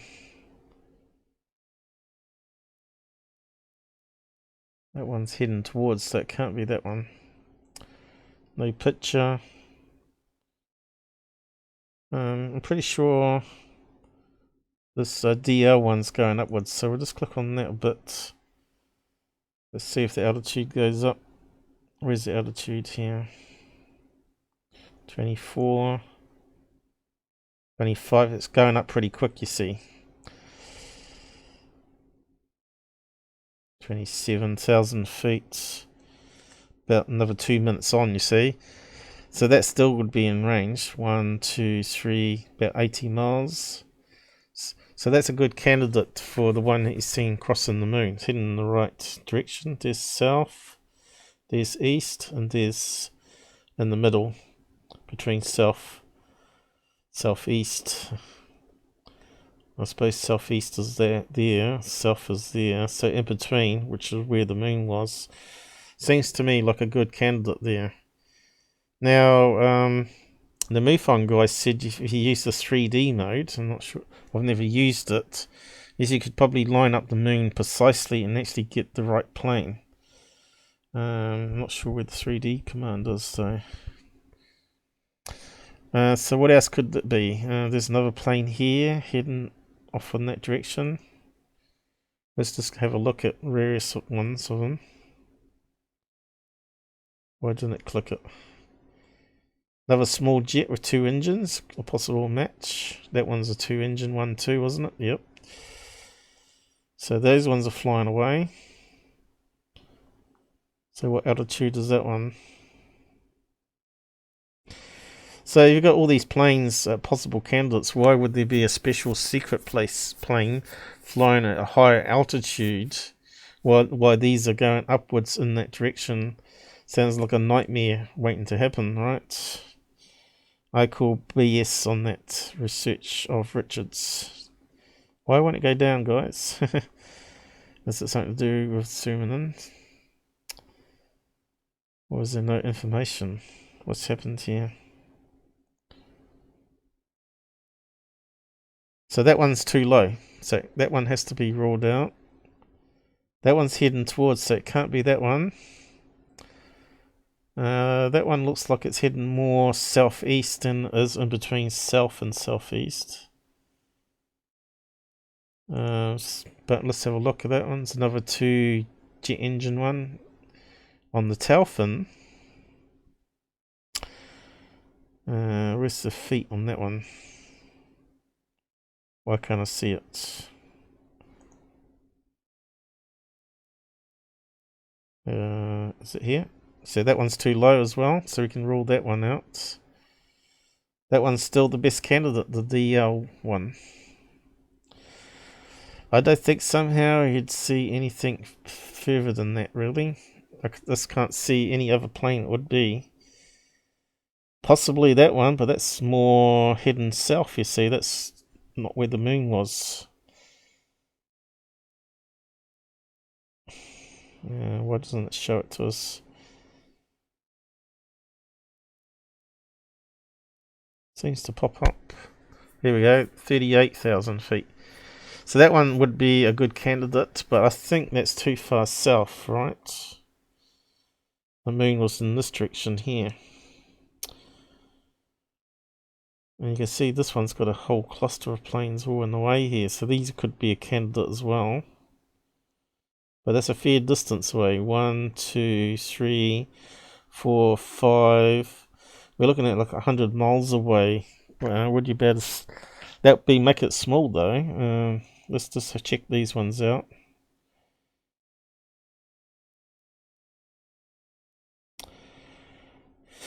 Another small plane with the 2 jet engines on the back. What's the feet on that one?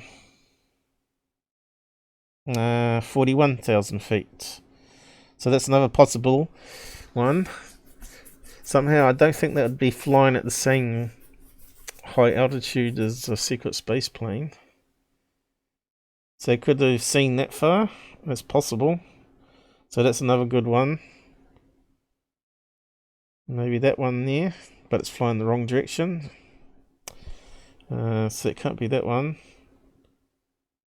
So there's not many there. There's only 3 candidates, and the best ones is that one. And give and take which direction if I got the moon right. That one there does look like it's smack in the middle, south and southeast though. So I don't know. That one looks like it's going side on rather than away from him. That one's definitely going away. See that? It's got to be that one. Yeah, so let's see if it's possible to verify even further. So where's this 3D option? See if I can figure it out. Go to full screen here.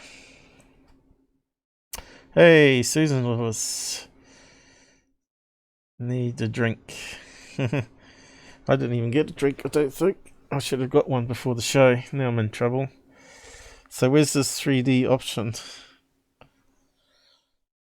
Something I haven't used.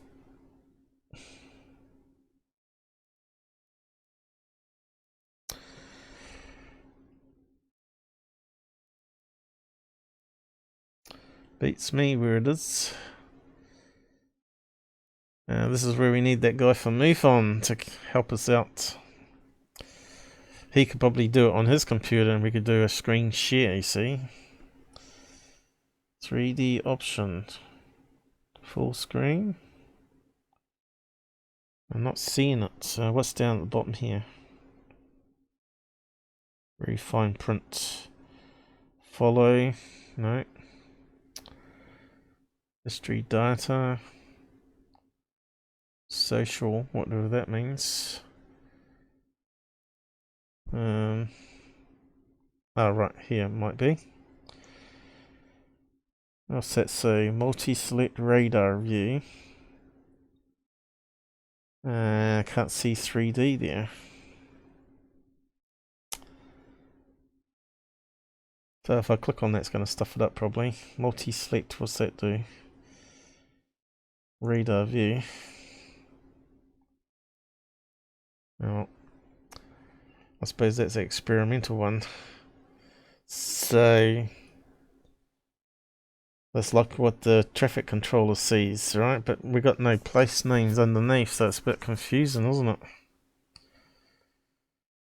What the hell does it all mean here? Got different colours. See, it's beyond my knowledge here. So obviously the line is the direction it's heading into, so it's going that way. Plane going away. So that might be the DL one there, is it? That looks like Detroit over here. That looks like the DL one.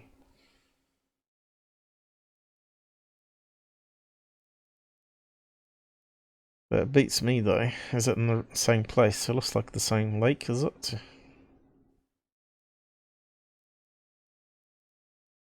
Yeah, it's very confusing. Multi-view.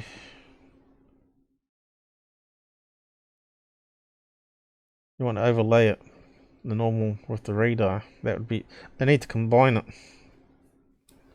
Yeah, that didn't seem to do much. Also, you can see here, it looks like it's resized it. The radar map was, the water was way down there, wasn't it? It was actually looking at the Detroit one, by the looks of it, up here.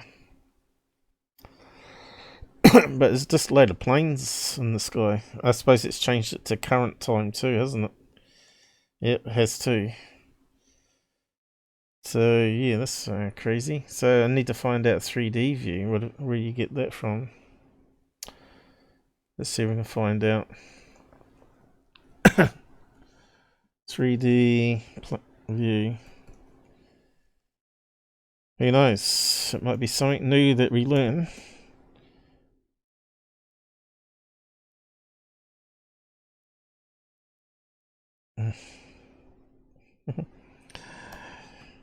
Flight radar. Got the cursor in the way, so I'm not reading it right. 24.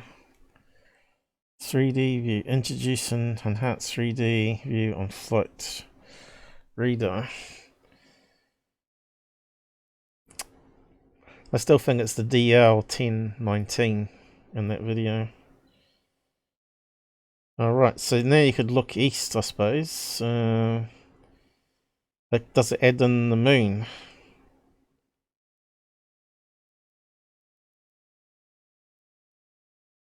Okay, so you can pick on the plane. But how would you use it though? Is it a separate program? How'd you get to it?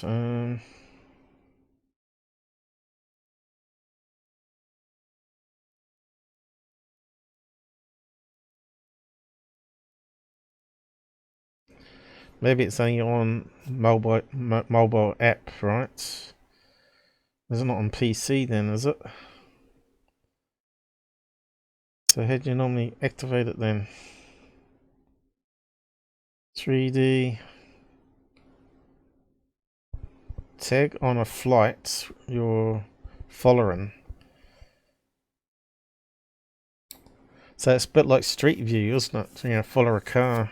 But in this case, you're following a plane at all the different altitudes and directions.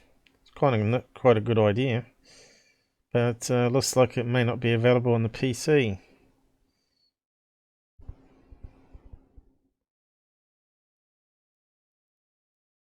What's it say there? Click on any flight.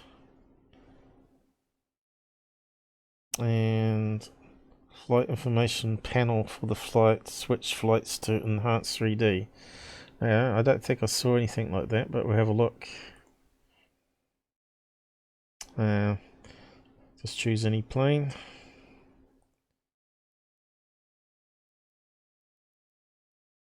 What's happened there? That one's landed, is it? No, it couldn't have done.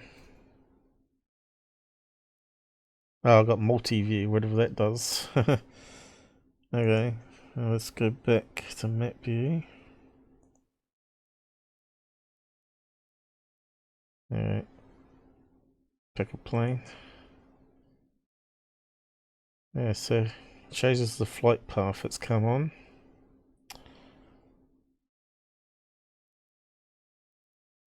So where's this 3D option?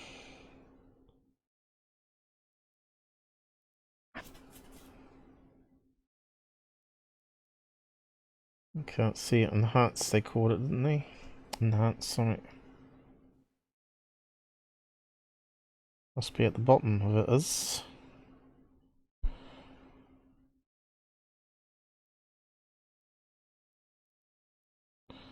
3D view. There it is. Didn't see that before. Sorry. Please close. Reopen 3D view. Oh, a rat bag. Error.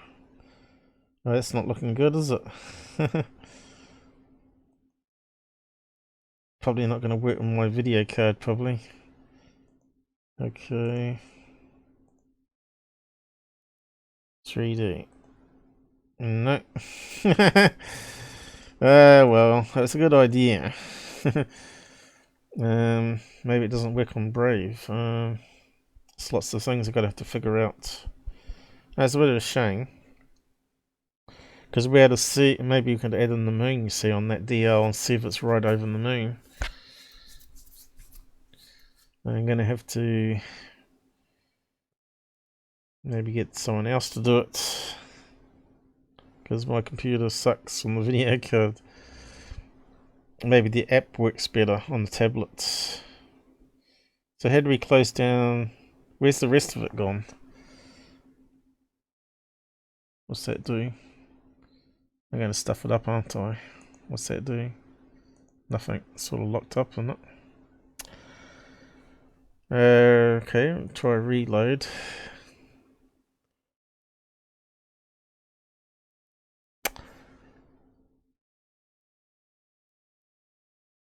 Let's try a different flight, maybe.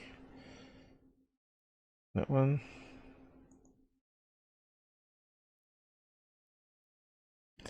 .3D, now we know where it is. No. So what's it saying for error message? Yeah, video drivers. WebGL, which it does. My laptop's crap, man. Yeah. Maybe it doesn't work while live stream's going. In fact, has it crashed it even? No.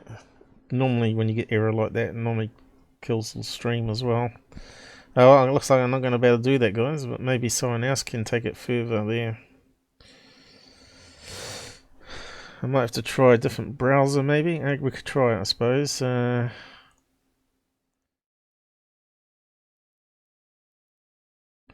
was my screen snapshot anyway.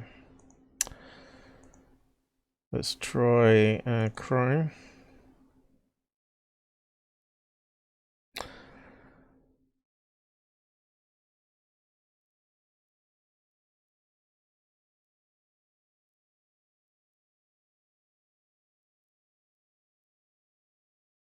It's got ads coming up because it's not logged in.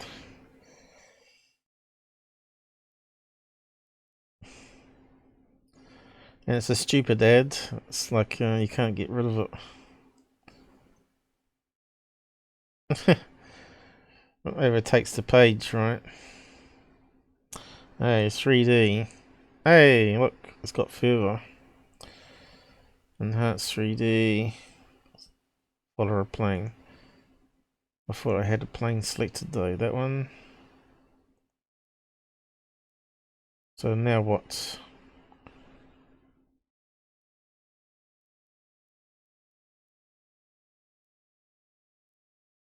Well, why is it not doing it? Available with upgrade. Alright, I have to be logged in. Okay, let me see if I can log in. It's always something, isn't it? I'll just log it on the other screen just in case it gives off details. Login. Google.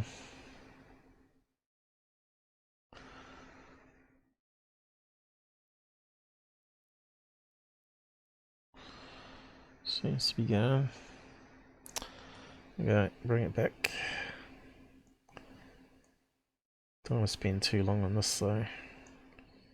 Hey, let's open it up a bit. Let's try again. At least it's over Detroit again. 3D. As soon as I log in, it don't work. And of course, you're going to need gold membership to be able to do it too.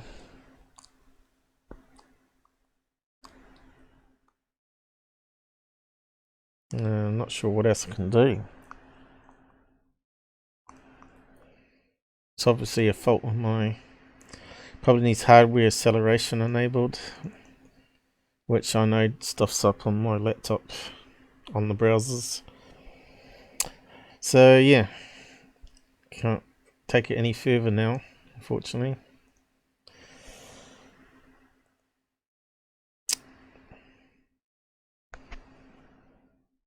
I wonder if you can run the Windows 10 app. I wonder if it's got a Windows 10 app. Maybe that would be better.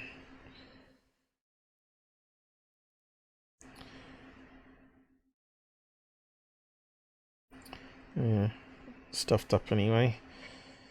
But anyway, you saw me break it all down for you, how you investigate it. Find out the UTC sign, which is World Time Buddy, which I found quite useful. I'll just post the links down the side here. Hello, Renee. Morning, Renee. Well, early morning here. 2 AM already. Maybe that one turned. Yes, you're right. It could be misleading on the icon. You might be right there, Charles. Hey, I didn't even see you come on. How long you been on? I thought you weren't going to get my message. Maybe you're at lunch or something, shopping.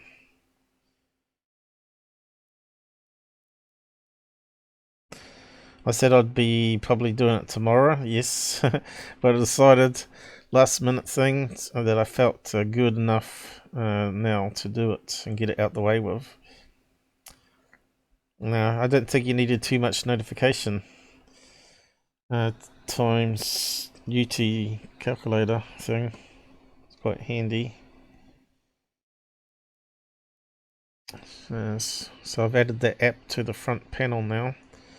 Down here. Just added it as one of my many tools to the list. And Detroit time to UTC. So it's there now. And there's also this one called windy.com that the MUFON guy recommended, which shows you all the different wind direction. Well, at the moment it's 5 degrees outside. But yeah, you can see the wind direction, but I think it can, he said it can work out, tell you on the altitudes, because wind change direction out different altitudes. I think I got a explanation there somewhere. Okay, so the other one is date and time for the moon. I'll post that one there too. Moon location, all these tools you need to investigate something. Where's the thing about the wind? I thought I had it here somewhere.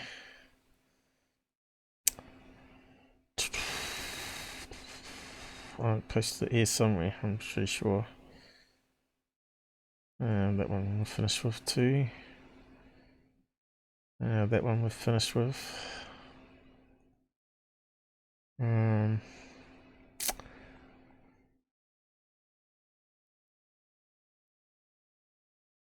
Yeah.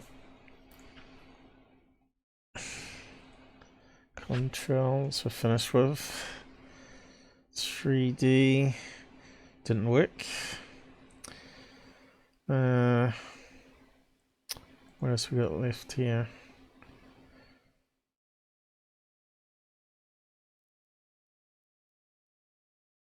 I thought I had it bookmarked, but it looks like I may have lost it.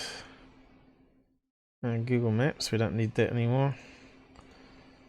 UTC, don't need that anymore. And what was that one? Oh, the moon thing. Repeat of the last one. So we can do away with that now. Yeah, so let's switch in. Does wind change direction with altitude? This is why they send up weather balloons that monitor all the way up, you see. So here we go. It's got a nice little diagram here. Wind shear. And it's got the diagram there showing a plane at probably 30,000 feet or whatever. You can see here at ground level it could be going this way, but as you get up it could be going in the opposite direction. You know how people say it was going against the wind. So yeah, that's one thing you've got to consider, is you've got to look up the wind direction and estimate the altitude to see if the wind direction is going the same way. And some other pictures here is doing the same thing.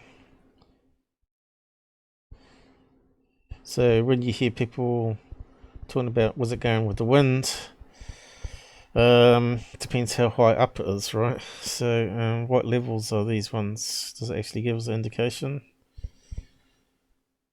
how it sort of changes? If that's 30,000 feet, 2010. It can't be that. Yeah, we need like a side chart reference. And what's that one there?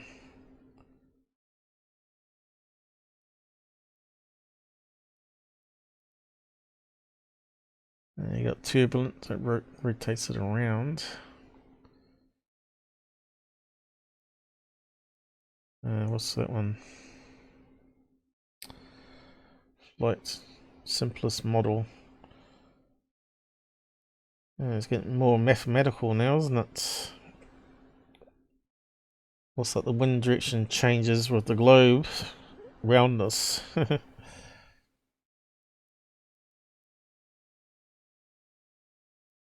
there you go. So these guys have been studying it for a long time. I was hoping to find one that does altitudes.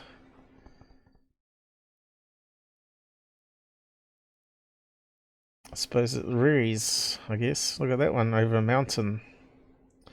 If you had a balloon there, it'd be going all over the bloody place, wouldn't it? It'll get up there and go bzzz, get caught in a cycle, right, and eventually pop and go down.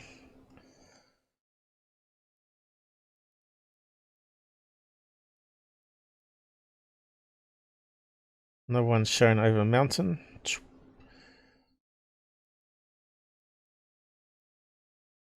I don't want to do an update. Go away. Over at airports, it can change. Wow.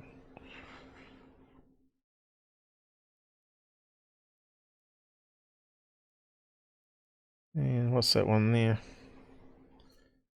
Upper level dry wind. Oh, that's over a storm cloud, is it? So yeah, you can see you need a few scientists to understand all this stuff. But all we need is to see where the thing is for altitude here. He said he uses this one. It looks kind of fancy. What's that do there? Radar satellite. Radar satellite. Over in New Zealand at the moment. We've got a big storm coming in. Another good reason not to do it tomorrow, probably. It'll be rain and windy here. Wind. Yeah, but we want it at 3D. So where's the 3D thing?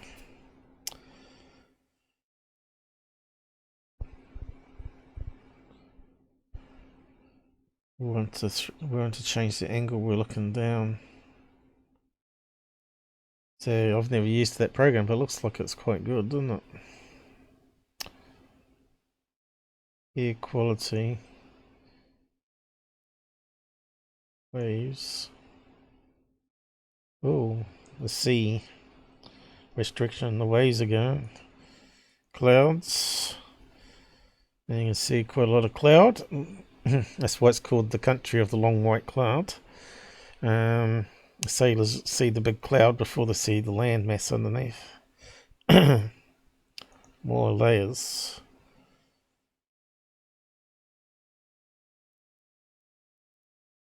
Snow depth.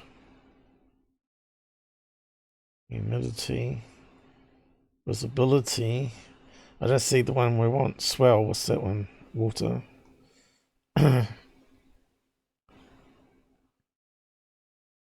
Yeah. He said you can look up history on this one, but I don't know. Where's the history? Temperature. Login.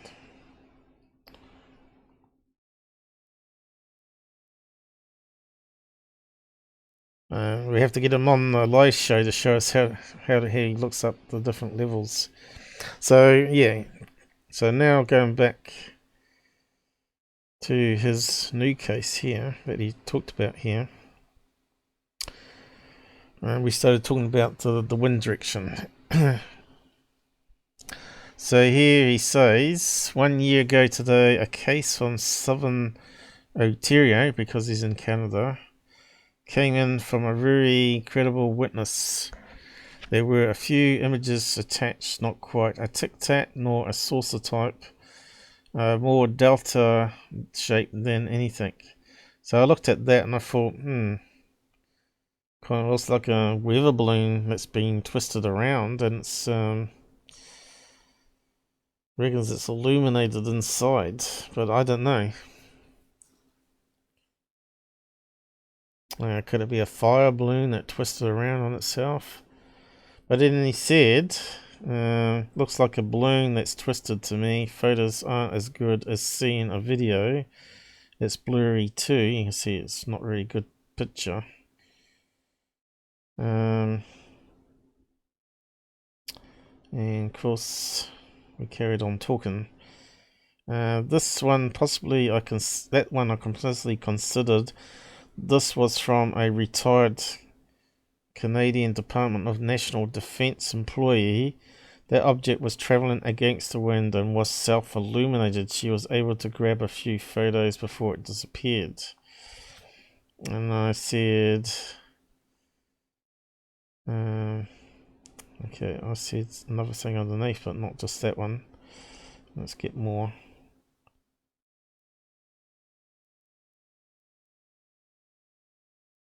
Yeah, I said the other thing depends on year, but of the sighting, of course. I didn't know what year it was. But 40-inch LED balloons are common now, and you get big fire balloons or shapes and sizes. It's more likely, if it was more like a classic saucer, I might believe it more. That's what I said, because it doesn't look like a UFO to me. Kind of looks like something man-made or natural. Kind of weird, isn't it? So maybe we can get him on to come and talk about that case more. I've been trying to convince him to join our UFO group. So he's actually said thank you for defending him against Third Phase of the Moon and GUFON. They did that horrible attack on my live show 295. So yeah, he's got well,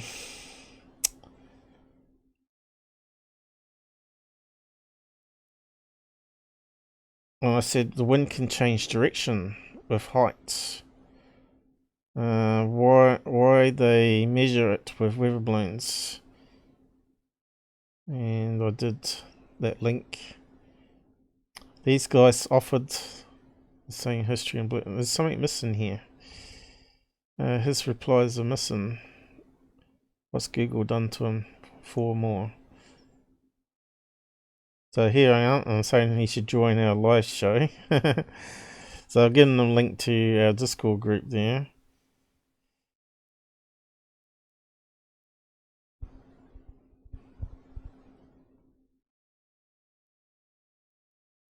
So he's saying it wouldn't be an issue to do a live show. So it's promising. But there's still some missing replies here. Why? I don't know. Let me just click on that one. 2 more replies. I really hate Twitter how it hides things. Let's see, is that the one?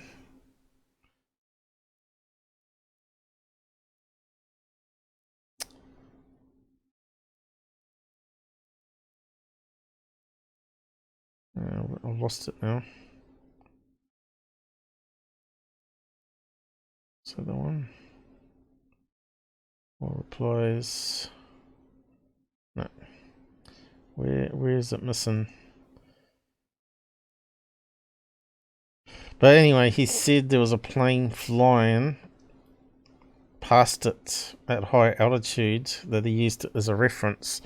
And he phoned up the air traffic controller, found out what plane it was at that particular time, and all the other information. And also they had the direction of the wind. And he said it was definitely going against the wind. That reply, I can't seem to see it. 2 more replies, not coming up.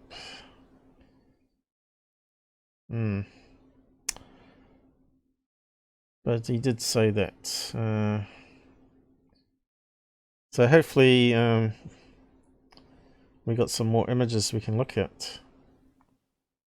But there doesn't seem to be any other ones. What do you think it is? I said to him also, which I can't see the reply there, I said there's another possibility that it could be something natural, that it could be like plasma. You know, it forms like a discharge in the clouds, and it moves towards the field of charge. So even if it won't be affected by wind, it's because electricity will just simply head towards where it's attracted to, and it'll just be look like it's moving along in the sky, but it's actually a discharged plasma that's being attracted, a bit like a metal ball to a magnet, right? So it could be something natural that we don't know about. So it could be like an ice cloud that's sort of got plasma in it, and it's making it illuminated, and it's just pulling it along. That's what I said to him, and he said, yeah, that's a possibility. And he said that's why we unlist it as unknowns, because we don't call it alien craft. We just call it unknown craft, which makes sense. Unless you had see aliens inside it, I guess. Maybe they have a different classification for it. I don't know. But yeah, he seemed pretty reasonable guy to talk to. Why can't I see the comment though? It's kind of weird.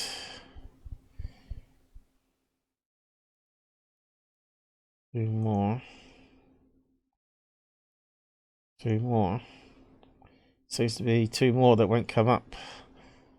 Kind of weird. That'll be the 2 I'm after. The rest of the story. Anyway, I'll cut and paste it to you. And go and follow the guy. Say you heard about him through the Out There channel. And watch out for him to join our Discord group, guys. So, UAP Canada. By a quick, credible witness. What the hell is it? I don't know. Okay, so we got that one done with. What's the next bit? Oh, right, that's for the other stuff that I was meant to do. We got UFO interest. Need to look at. Where's he gone? Oh, there. And my page. Might have the images here. Let's see. Save me looking.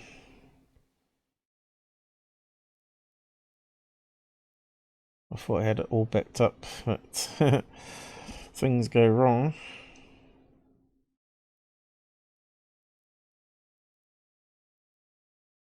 I can't see it. I thought I copied it in there.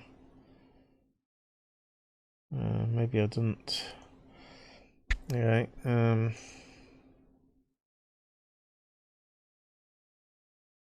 let's do it. Oh, it's on my page anyway. Let's see if I can find it.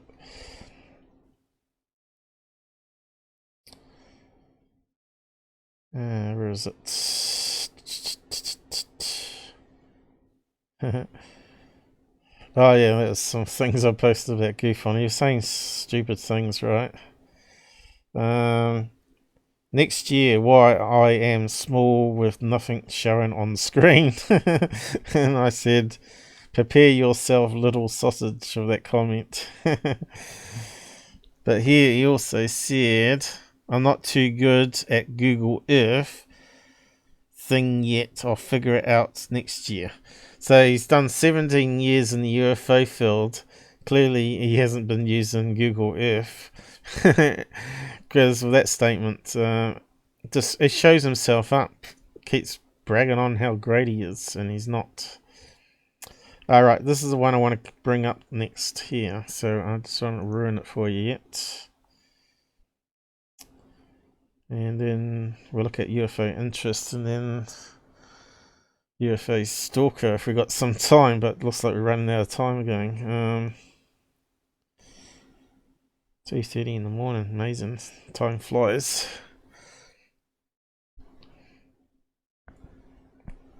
Okay, so videos.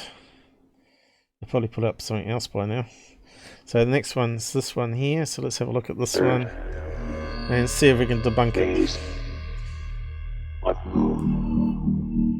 Third phase of moon, late cousins, welcome back everybody from around the world. An exciting UFO video tonight, or should I say kind of scary.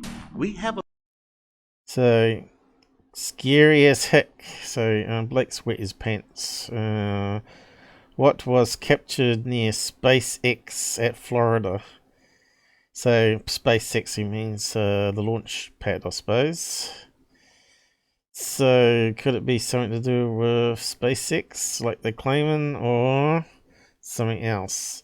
So what do you think it's going to be? A video coming in from Florida. Anthony Spring has allowed us permission to share it with you.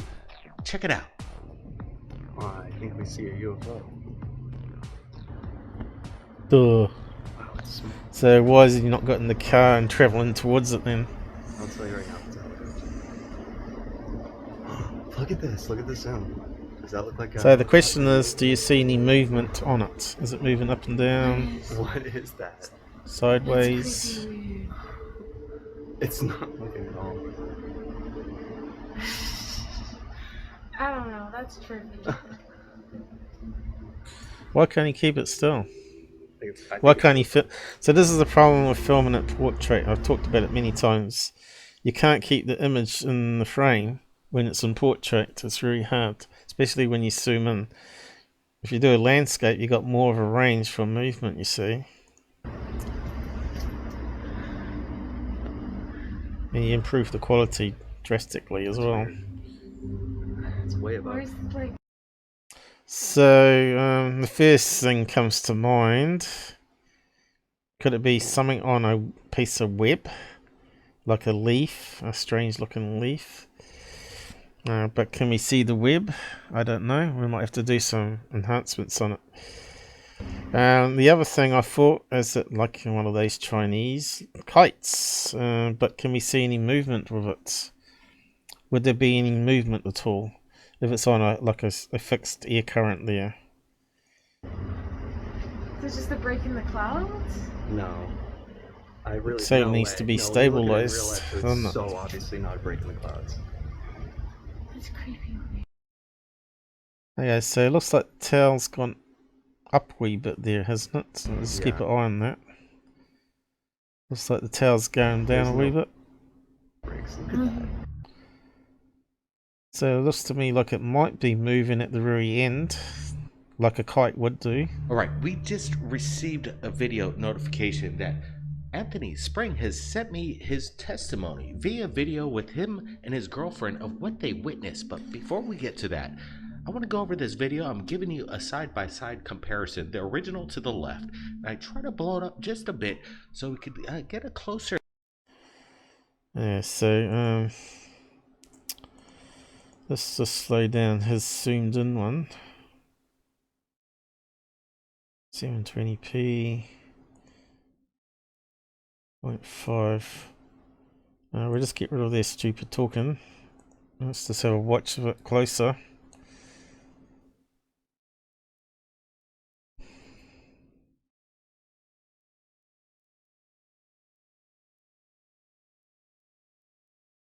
Can't really see a spider web. Would you see a spider web thread there, though? Looks like something's moving there, though, doesn't it? Like something on the front there. Seems to be moving up and down. But does that end bit change at all? To be a kite, you'd expect the tail to be waving up and down a wee bit, maybe, on the angle. And he's zooming away for some reason. Why would you do that? you zoom in because you already got a reference. I suppose it's digital zoom, not a normal optical zoom too, which degrades the quality.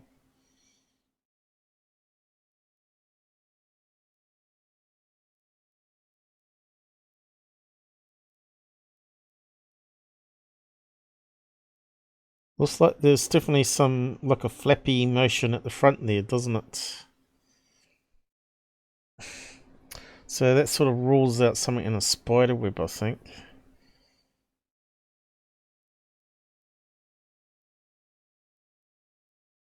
But I suppose it could be a bit of debris that's sort of flapping in the wind on a piece of thread. Spider web thread. Maybe the camera's not picking it up. But it does look like that it's far away though, doesn't it? If that was something on a web, when you zoom in,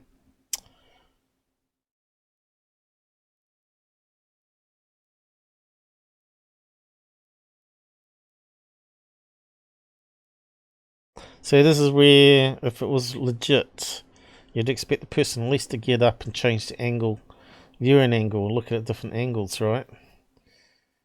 So this is the kind of crap that gets sent into these guys they put up as a UFO. So I think it's changed angle now, has it? Doesn't look steeper. Is it steeper up, like it's sort of dragging down a wee bit?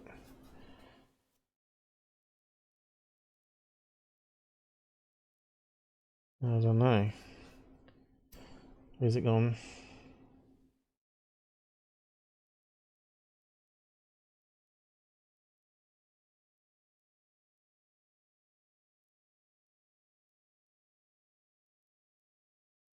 I know it is Shark Week. Could it be a flying shark? Shark Week, you know, something going on. Being towed behind a boat, or just hang like the kite off a back of a boat or off a beach. So where's it gone now?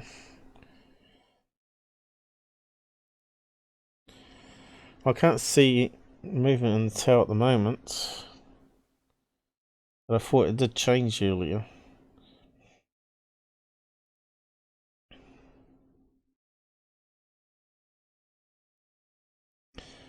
And here's the people that filmed it. So Third Phase straight away say it's not a kite, but I'm not too sure on that because I did some searches and I got these ones. Kind of looks like that, sort of. It's got a bit that goes up the top and a bit in the middle here. And I expect it to be flying side by side rather than more up and down.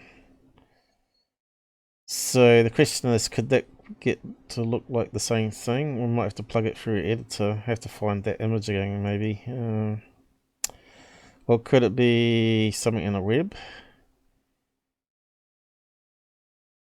I don't know. Let's see if we can run it through some filters, I guess. Do they do any more of it?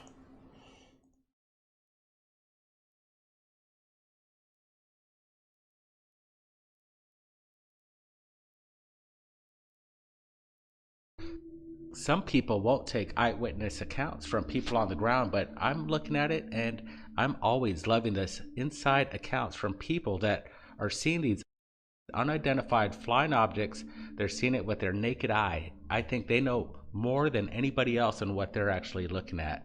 Yeah, we have a lot of people that come in and pretty much have their own. So you reckon it's a kite, Charles?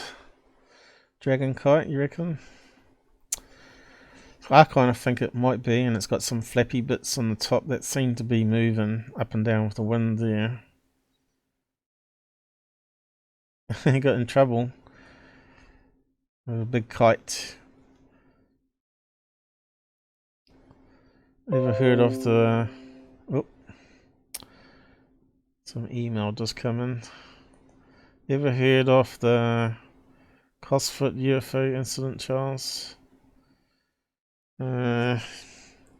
You'd probably have to give me a visualization of it. Was there any pictures? Then I might be able to say yes. Seems to ring a bell. Did we do that one on live show, Robert?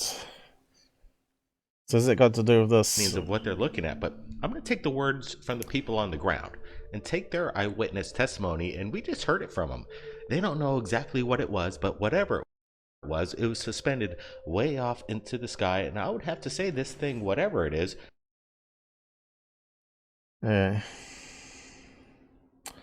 Let's grab an image. See if we can do something with it. Perhaps you should take more of it though. See if we can see a thread going around it. We'll try that first. Yup.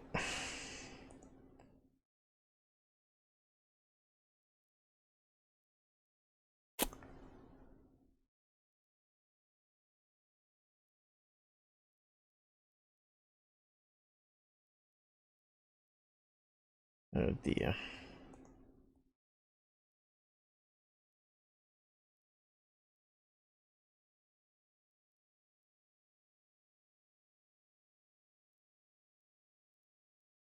Where did Susan go?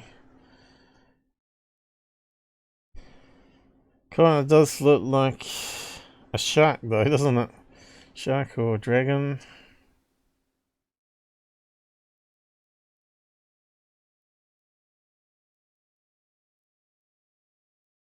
It's got a sort of tail like a shark. And that kind of looks like maybe wings going this side, like fins, maybe. It's really hard to tell. Brightness won't do much, I don't think.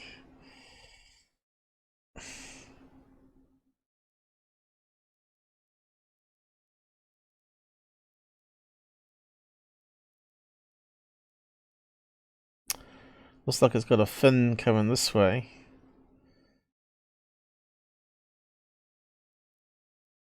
It's on top of fish kite near the beach.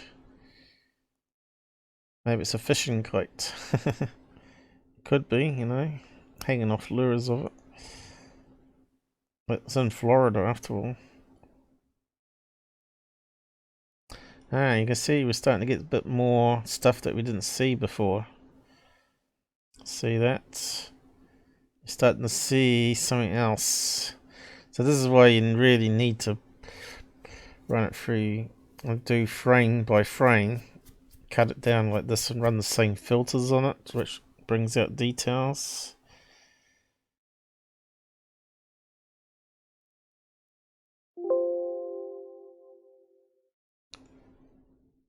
And I thought I could see this bit flapping up and down here. I reckon it is a kite, you know. But what kind of kite, I don't know. Let's see what else we got. See these bits here.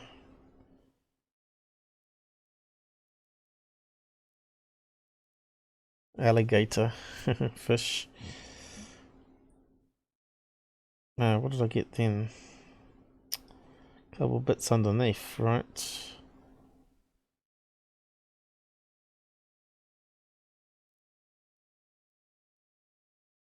It won't pop out now. There you go. What's that underneath?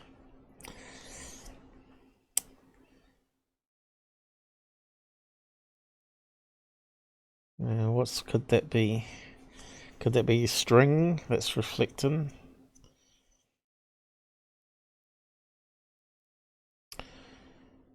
Why can't we see more of it though?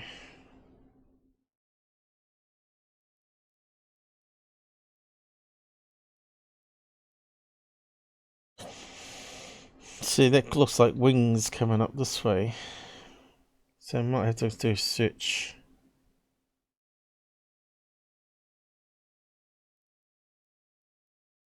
And nothing else seems to be popping out in the background. And let me lose those two little dots, but they're there. Two little dots. I wonder if I can get it. And it's going slow. You rat bag. Oh, it's gone and changed it now. This dots there. Definitely changing colour there. What's that going up this direction here? Might have to just keep that and get a bigger image cut.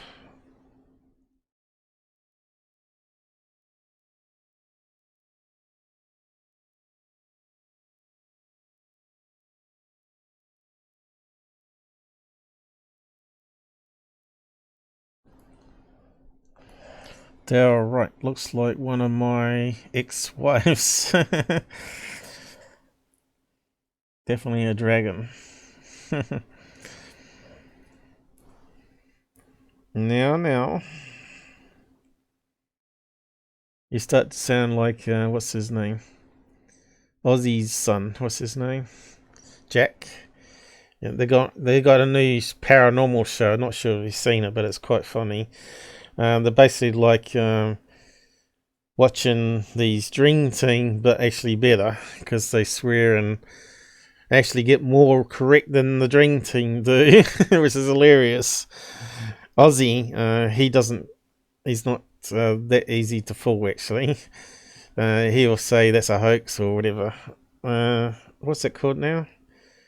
Osbourne's I Dream. No, I Believe. I mean, go and check it out.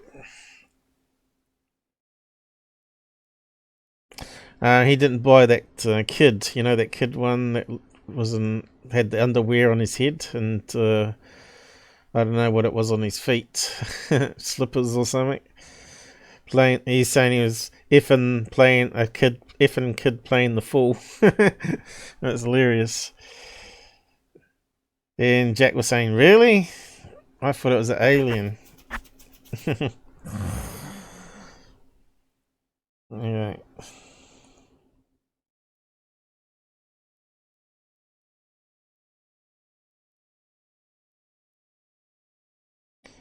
Let's see if this reveals any different light patterns.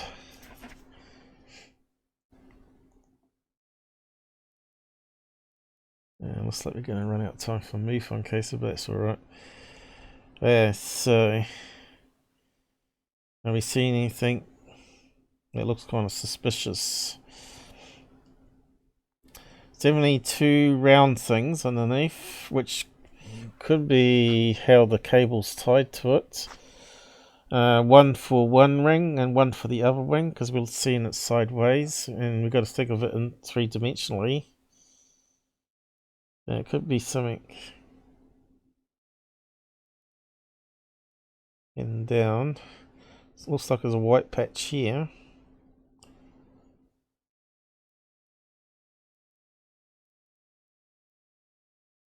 But I doubt we'll be able to see fishing line. This is always the problem with kites. There's nothing obvious sticking out, is there?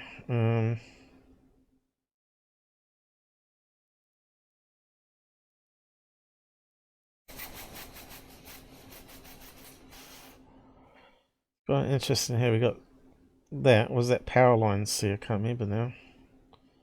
Was that power lines? Some stripiness happening. Could he be filming it on a window even? But if you zoom in, I'd have to test it. You need a camera to test it. If you saw it on a window, it'd be blurry more, wouldn't it? I wouldn't be able to see it. Yeah, but strange here. We've got lines here and a line there.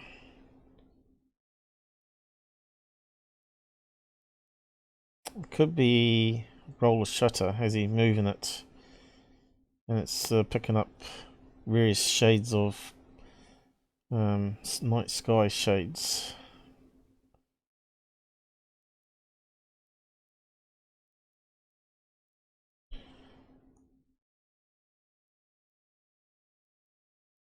And you can see the different shades in the background, which you don't normally see. But that's obviously clouds. You can see the cloud popping out more, you see. But you still got those lines here.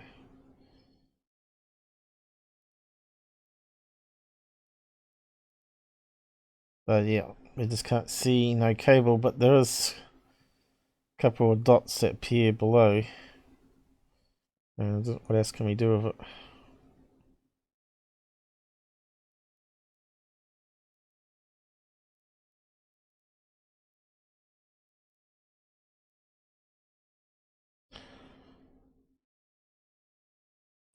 Can't quite see them. At least just zoom in, but they're there. Anyway, maybe get another snap.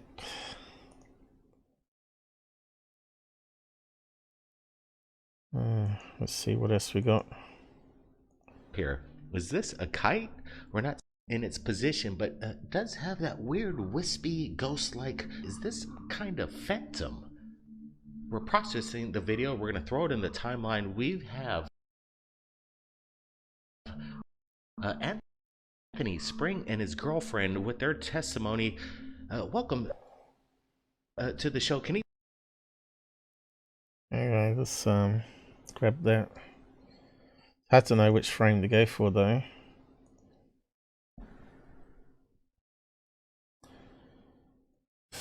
Dun, dun, dun. It's not too many people up at this time, huh? I suppose they're all working.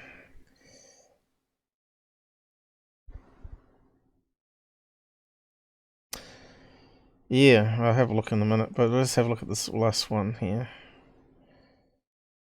And we'll look at comparable images.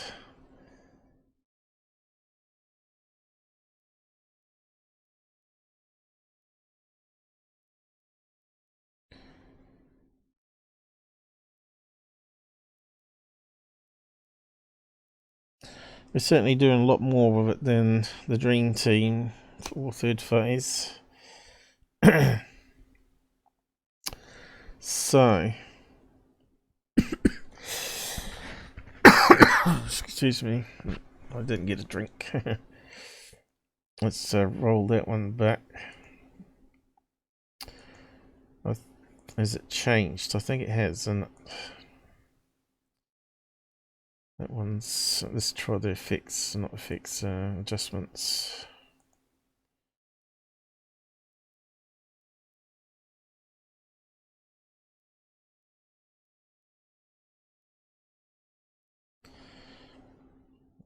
Try different things on this one. Not seeing those two white dots underneath now. But we're still seeing that wing shape happening. Like an aerofoil.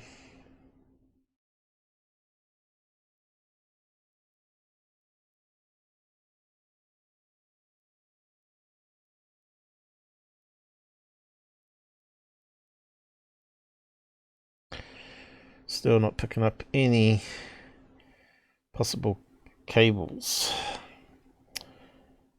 But yeah, I didn't really expect to. So yeah, so let's copy that and overlay it on the other one, see if it's exactly the same.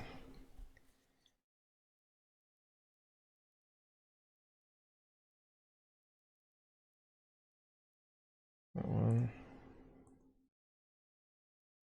That.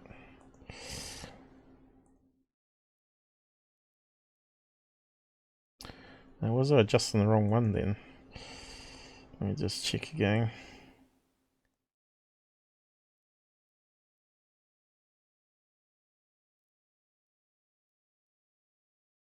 See, that one's definitely changed, I think.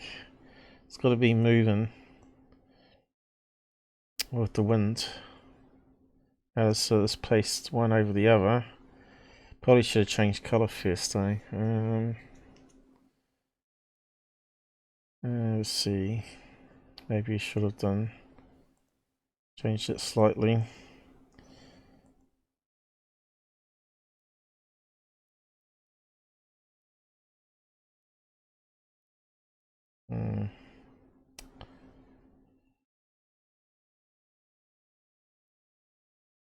What should we try?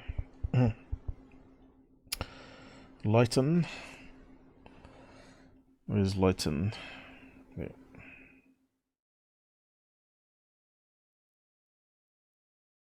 Eh? What happened there?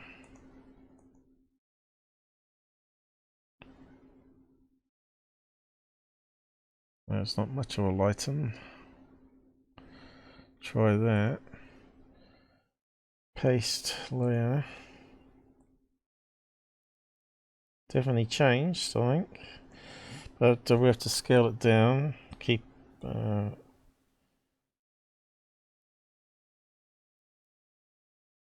make it transparent.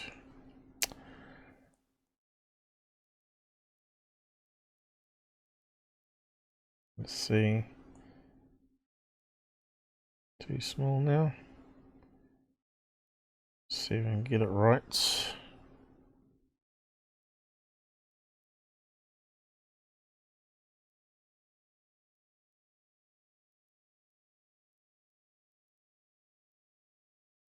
Yeah, it's definitely changed, hasn't it? I think it's the same size. What else can we do?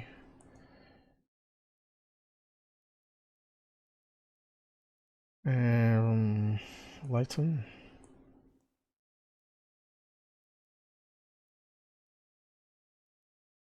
Doesn't seem to be doing much difference, maybe. How does that work? Difference. See, it should match over top, shouldn't it?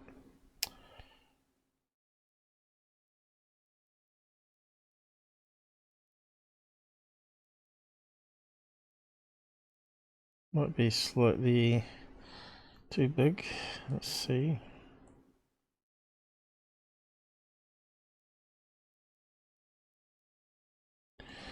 So there's a difference here in the white, you see. I think it's looks like those wings have moved, right? Flapping slightly up and down. So now we need to find out what has wings like that. So we're looking at something like I'll just get rid of that. Draw white. So to me it looks like wings coming around, up, back down. Some sort of wings on a bird or something. Bird kite. Bit like that, you know. And then it looks like a long sort of towel going up to the body. It's a wee bit too thick, isn't it? Let's see. Must be something out there.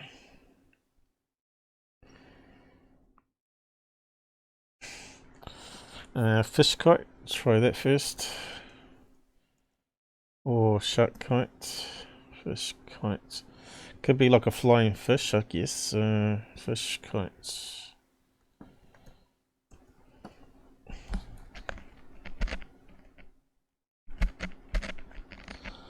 So could it be like that? A dragon. So we need ones that not ads. Why am I getting ads? I shouldn't be getting ads. I thought it had ad blocker on this. It turned off on Google for some reason. Oh, that's right, it was causing problems, wasn't it? Ad blocker, why is it not working? Google. It's not working, is it? It's not removing the ads. That's stupid, isn't it? Anyway, let's see if we can find a close match. So that one's got sort of wings and a long tail. That one there could be seeing it like twisted around on the side.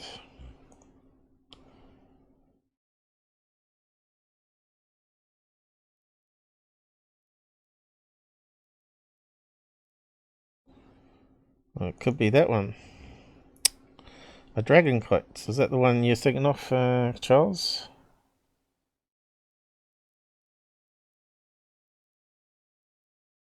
Is that the one you reckon? Could be, couldn't it?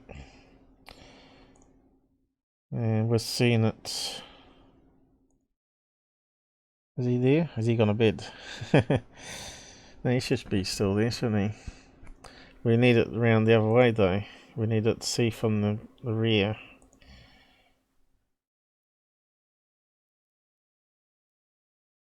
And there's another one. But I don't think it's that one. There's quite a lot of variations, isn't there?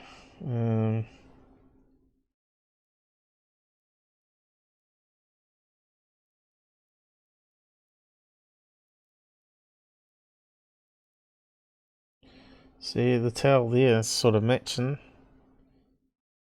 isn't it? Tapers off. That one tapers off the same sort of way. There's another one, but I'm not seeing the wings.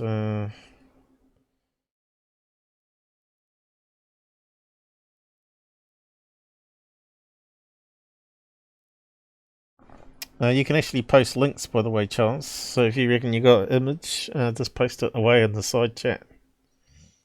And then I can have a look at what you're thinking. Anyone that's got moderator can actually post links. If they're helping to debunk, that is. See, there's one like a fish. And it's got things underneath, you know, the two white things that we were seeing. Where they join on with the string.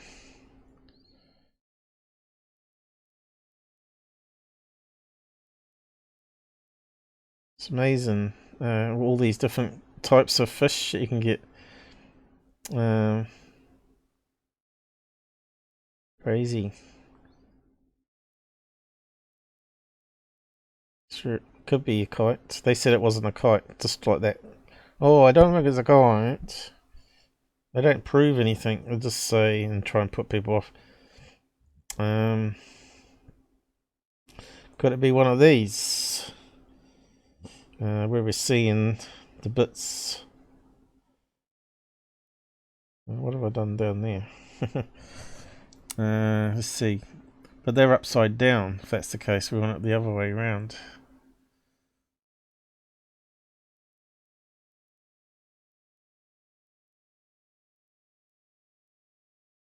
Now we need. There's a flying fish. That's what I thought it might be, a model of a flying fish. Chinese like those. Hey, there's the thing underneath. So many possibilities, I think. Could be like that. I seem to have the same shaped tail. The wings are not going in the right direction though.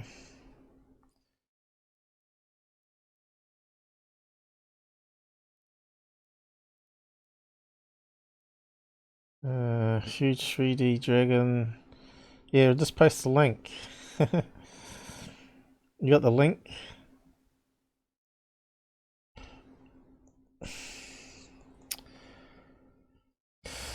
Why won't it let me copy it? It won't let me copy it. Where's copy? You want me to type that in, but let's see if it works. That's the one I was looking at, wasn't it?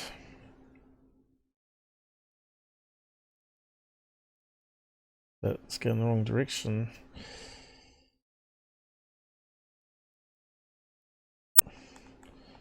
Let's see, there was some variations on it. There's quite a few variations on it, actually. Here we go, up quick. So that's the one I did pick, isn't it? Without the ad. That was further down here.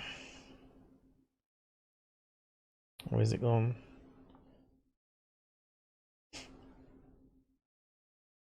Yeah, that one's got wings. And there's the one that's a flying fish. But they look too big. And it hasn't got the right body on it, has it?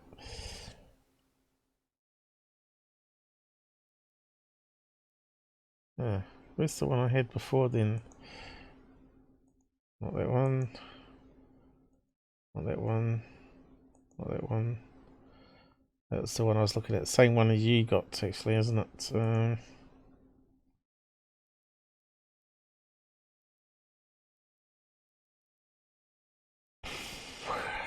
Okay, so at least we've got some different directions here.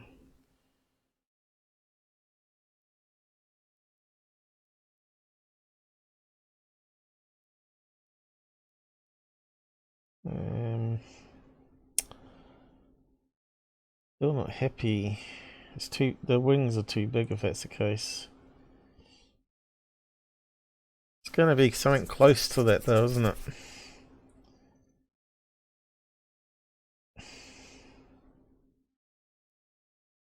There we go.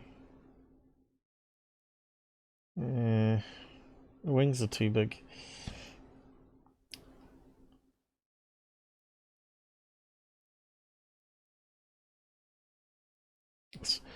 We never get the right angle. If we can get one on the right angle, would be good.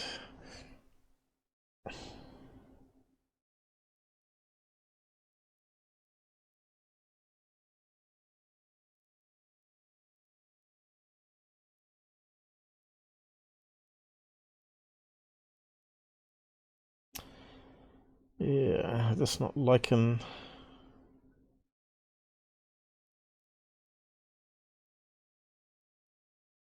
Where's the one I had here?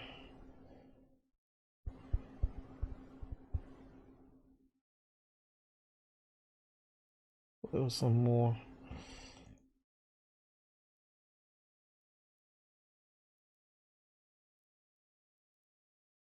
Oh, see, that one's too far forward.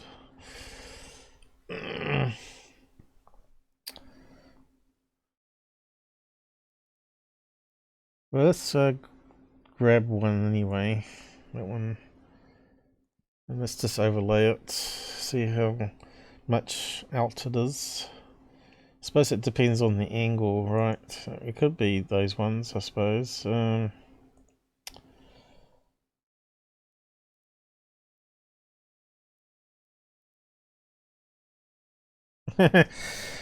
Yeah, it's not something scary. Is it? Clickbait. Oh, it's scary. You gotta come and look at this. You know, that's just bullshit, right?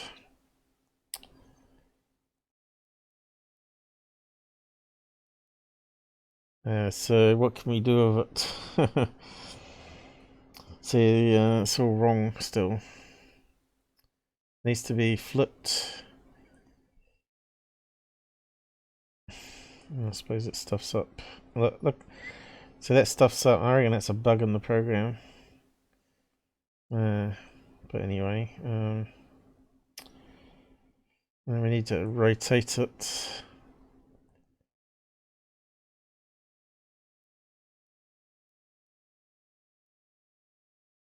Let's see. I suppose it could be, you know, get the right angle. Except for we can't. Gets too small then. Yeah, it's got to be a dragon kite, isn't it? How do we zoom?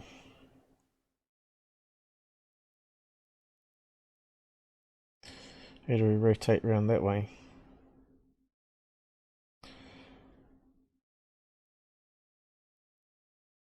Yeah, let's see. Yeah, still not right though, is it?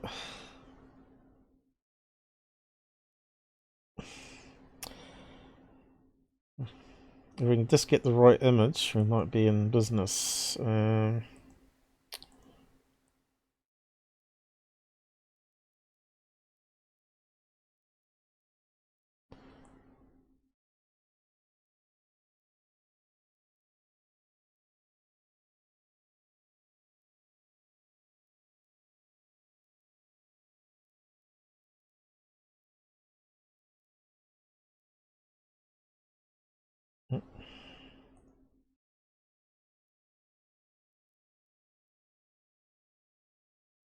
Need to scale it up.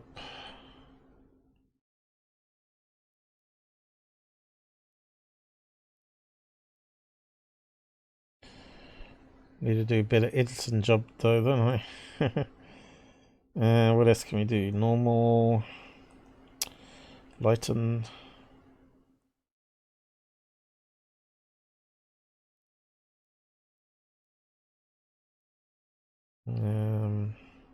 Multiply. What's that do? Adds it together as a dark image.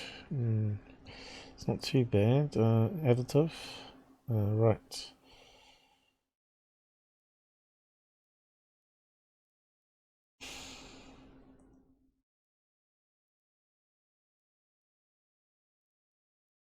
Still not the right size, is it? But if you look at the proportions of it, does sort of fit, doesn't it? Perhaps they've modified the wings on it a wee bit.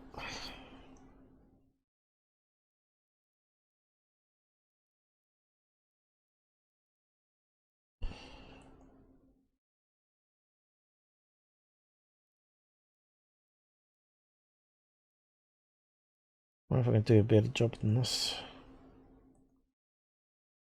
Try that.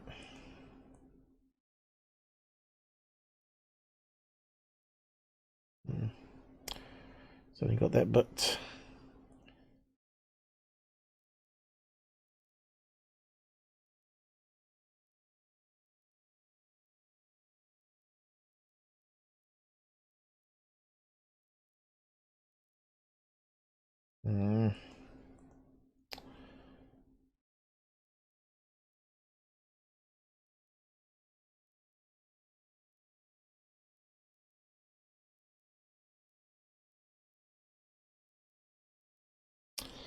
See, I think it would have to rotate this direction more, and the wing lower down. I think it's got to be a match, isn't it? Just have to get the right image, right angle. Shame the guy didn't get out of the house and move at different angles. Then we might have seen at different positions if it's a kite, and then we could match it up a bit better. Anyway, enough wasted on that, I guess. But we can see here that the wings were moving up and down on that there overlay there. It looks for the differences. And looks like the wings were moving, and maybe a wee bit of the tail. See, it's very fine, but the tail was moving. A little white patch underneath. I'll just zoom in so you can see it a bit better. Definitely the wings were moving, see? Although you couldn't see it because he was moving around so much. The wings were changing just slightly in the tail. Definitely a kite. Of a dragon sort, or that dragon one, or similar. Solved then. Enough of that.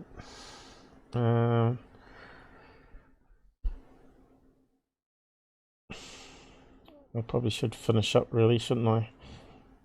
What was left? UFO interest.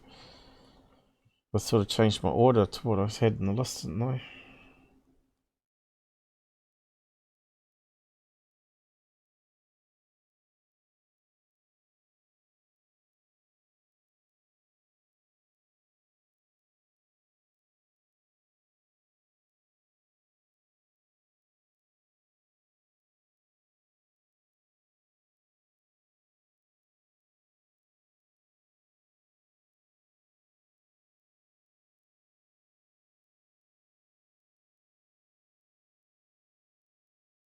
There you going.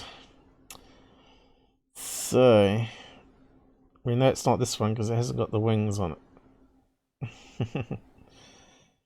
There's a nice looking kite though. It looks like a Chinese dragon. If you want to comment on the Twitter post, you can. Post it down there.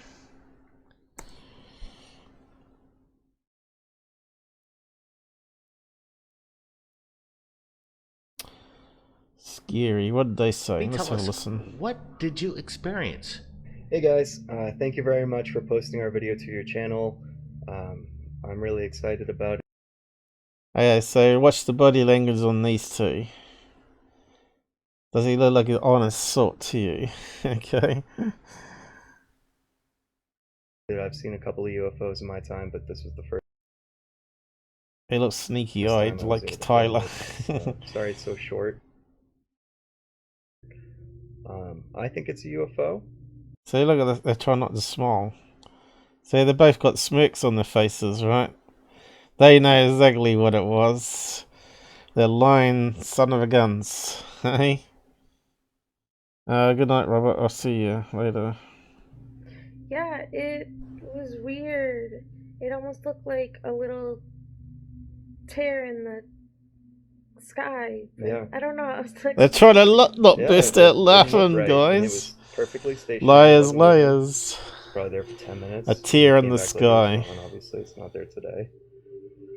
It wasn't attached to any power lines or anything like that. no, you moved around the sky and the thing that, like, moved yourself looking up and it didn't move. Yeah. It's in Cocoa Beach, Florida, which is like 10 minutes away from NASA and SpaceX and all that stuff. So, you know, sometimes you see stuff up there, but maybe it's secret space program. I don't know. Yes, they look really honest sorts. Yeah, they're just trying to hoax, right? They knew it was a kite. It was staged, I think. If we go back to the original video, let's have a listen.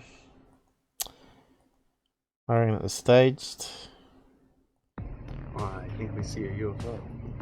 Hang on, he's trying. He's even smiling there, right? Allowed us permission to. I think we see it. I think we. Wow, it's small. Okay. Oh yeah. I need to get the front of it. I'll tell you right now. It goes very quickly. Wow, it's small. Okay. Gary has allowed us permission to share it with you. Check it out. I think we see a UFO. Yeah, there's a lion toad. Wow, it's small. Okay. Oh yeah, man, I got it. I'll tell you right now. It's a helicopter. Look at this. Look at this sound. Does that look like a helicopter to you? What is that? So they're laughing. Right. It's not looking at all. I don't know. That's trippy. They're faking it. I think it's UFO.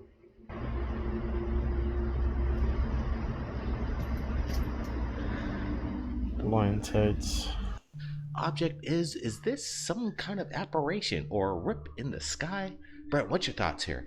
Yeah, this is a crazy video. Anthony, good job shooting this. Whatever it is, I can tell you it's not a kite, it's not a drone, because you can see it remains static. This thing has no reason or rhyme on why it... Well, we've disproven it. It moves a few pixels if you zoom in enough and stabilize it. So it's flapping with the wind. Shaped this way?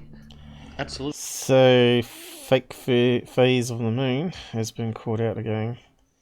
So what's these guys saying in the comments? Let's have a read. Why do people never show if the thing disappears? Right, yep. That's a red flag. Why didn't they get off and walk around, and why didn't they get in a car and head towards it if they thought it was a UFO?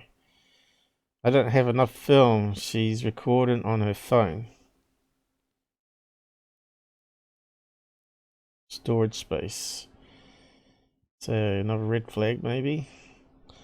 It's nothing to be scared of. We hold right and power within us. Good one, Brittany. Elon on the new methane-powered flying carpet. You're always going to get some turkey with a silly comment, don't you? Always laugh when I hear the government is supposed to have lights. What? Since when does the government follow the rules? Florida man is great at breaking physics. But I think this one is just debris caught in a web or bug. Nope. It's not. This is Space Force. Look at the Daedalus from Stargate. I understand the shaky camera now with them being joined at the head like that. Yeah, you normally lean against something, wouldn't you? Keep it still.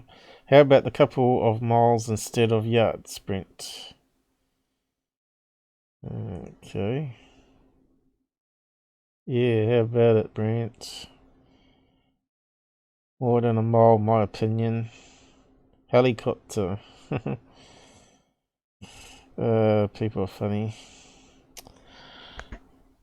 It's an uncloaked secret space force. Yep, you'll be with GUFON. Interesting capture. It's a rip in the fabric of Matrix. What utter nonsense these people talk.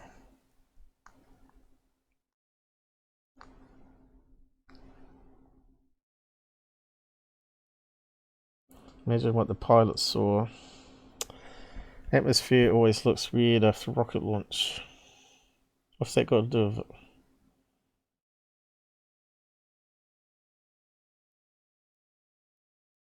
Love you guys, but guess what? This video was posted by another UFO tuber. There you go, fraud. I know because I subscribe to his channel also. Maybe a comment on what I think it is. Thanks for sharing. So what did they do? Take the video and overlay their own voice giggling over top?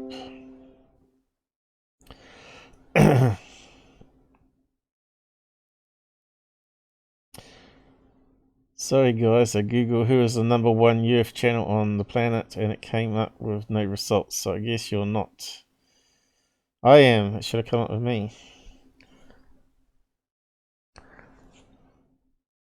She's recorded on herself, and why does she say she doesn't have enough film? Yeah, we noticed that one. Has anyone actually got a solution? No one's actually said it's a kite. See, this is what they do though, these guys, these frauds. They put commentary there saying what it is, but saying no it's not. It's not a kite, it's not a drone. Clickbait bro with that title. Yep, sure is, Simon. It's Superman. Up close it looks like two figures on a flying carpet. Crazy. I'm surprised no one said it looks like a dragon kite. People are waking up.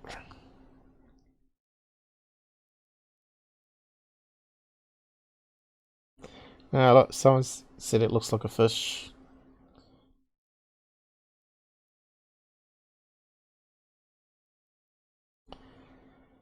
Okay.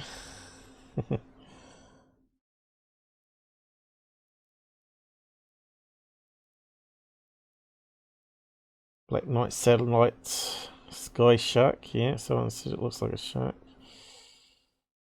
Looks like a spider web with a dead leaf.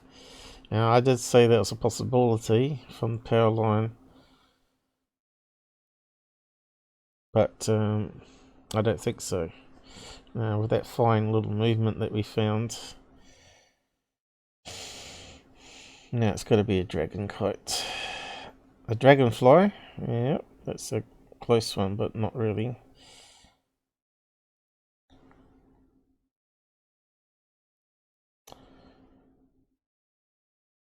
Sundog? No.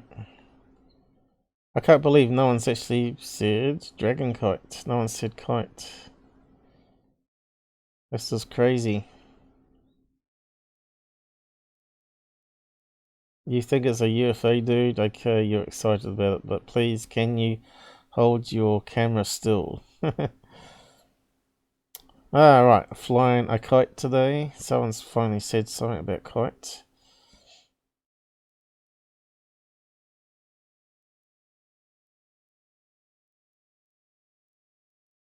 Yeah, I think fakers tend to move the phone on purpose, though.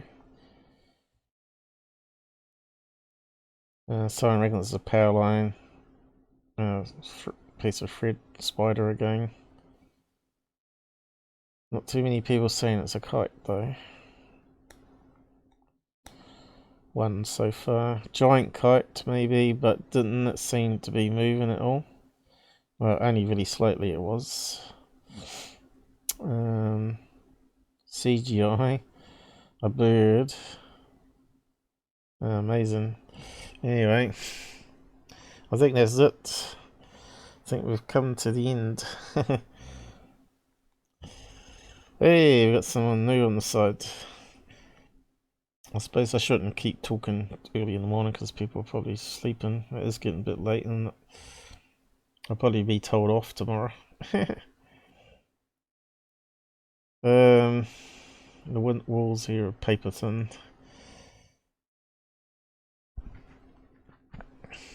So I think that's it. We're caught up with the Dream Team. They didn't do much. Suppose they're rolling in the money. UFO interest list of all, and looks like UFO stalker. MUFON cases again have to be left to another day. So what has he got up here? Let's have a look. Did we look at these ones? Sky cannon searchlight. Okay, let's have a look. Tell them to walk up a bit as well. TikTok. Yeah. I got like the big light thing. I got the big light thing. Just get anything else. Oh, it shows. What the fuck? That's actually a spacecraft. Lucy. Oh my god, it's moving south.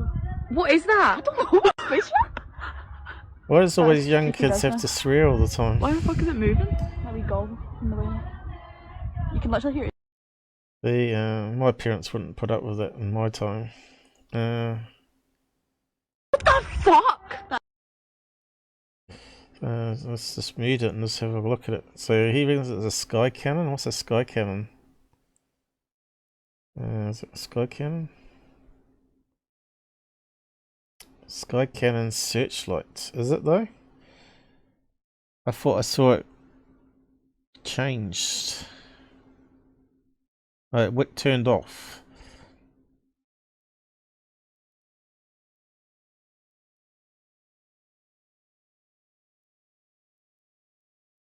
Filmed the wrong way again. So what's that funny pattern there where it goes around?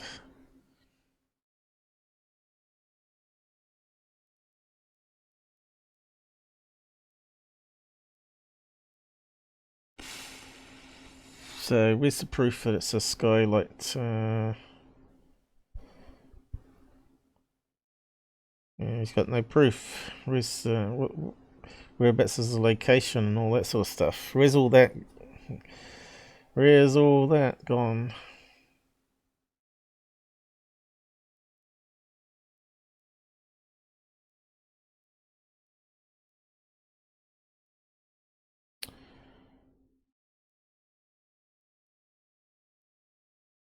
It's not a satellite. Does look like some kind of light, but it looked like it was doing some motion pattern to it though. No, that's it. That's all we got. Crazy. Okay. On to the next one. What's this one? Did NBC News film a UFO in camera? I see another airplane mistaken for something mysterious. So this will be on the DreamTeam soon then. Dream panel.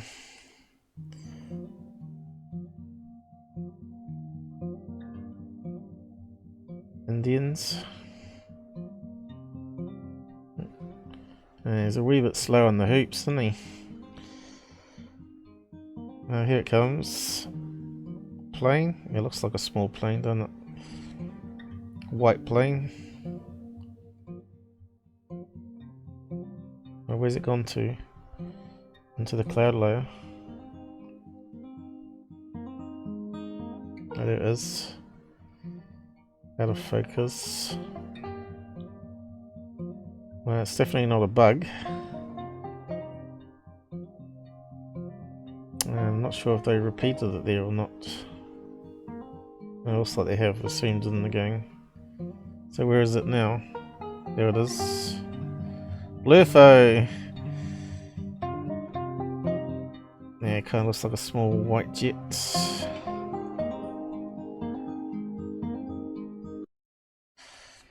Yeah, I agree with that one. Okay, so what have we got here? The green ball is just lens flares. Yes, we talked about that before.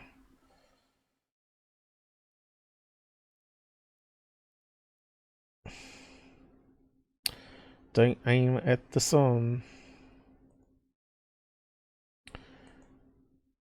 Oh, there you go. Look, it's fairly obviously a sun flare, isn't it? When you look at the bigger picture, where it's zoomed out, there you go.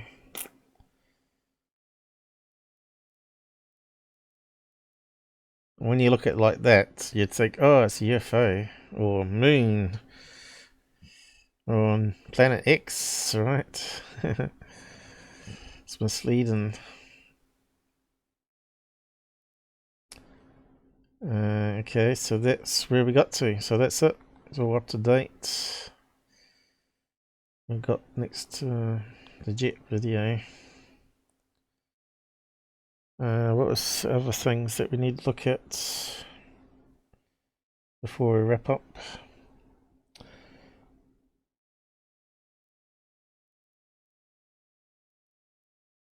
UFO man, maybe. Let's have a quick look.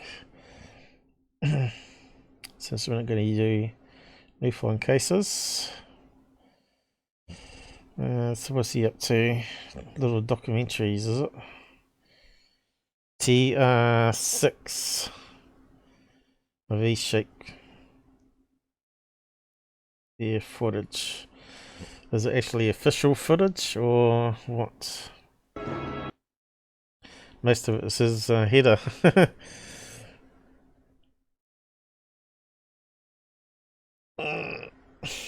Infrared TR6. Right, here we go. We didn't know what they're flying in the skies, but I think it might be LED kite, is it? RC kite, even.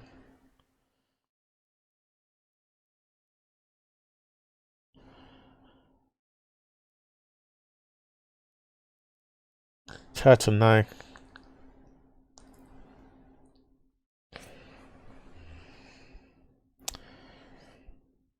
We'd have to see it with normal video, wouldn't we? See what it looks like. What do you think on that one?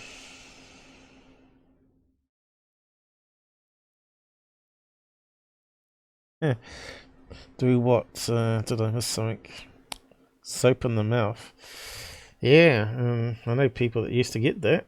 Some of the friends at school used to get soap in the mouth.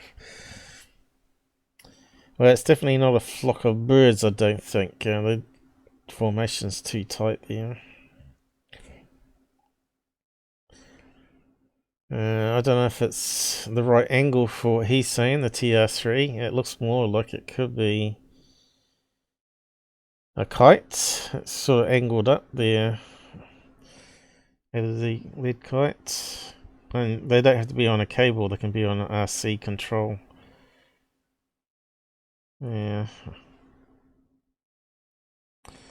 I don't think it's the F-14.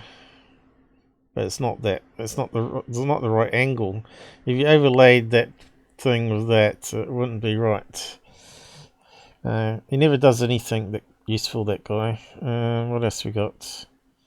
Oh, right, he's put up that one we just looked at. A plane. 1,000 views. So aliens are real now. Okay, let's have a look.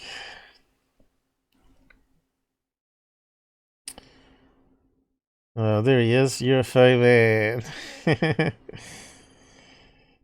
he sounds like a croaky voice on him. Introduce themselves. So we're going to start with Tommy Highway. Tommy? Hello, folks. Thanks, everybody, for coming out. Really appreciate that. My name is Tommy.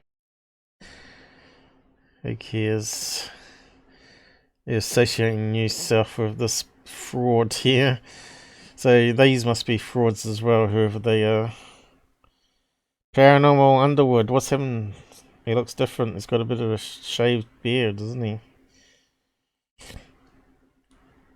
So just another live. He so reminds me of Mike Moore, this guy up here, though. Old Tim, UFO man. What's that garbage? Oh, he's playing videos to him. And doing a panel. What else we got? So that's talking about this one here, I'd say. New York Police UFO reports. Must be on speaker or something, is it? So where did you get it from?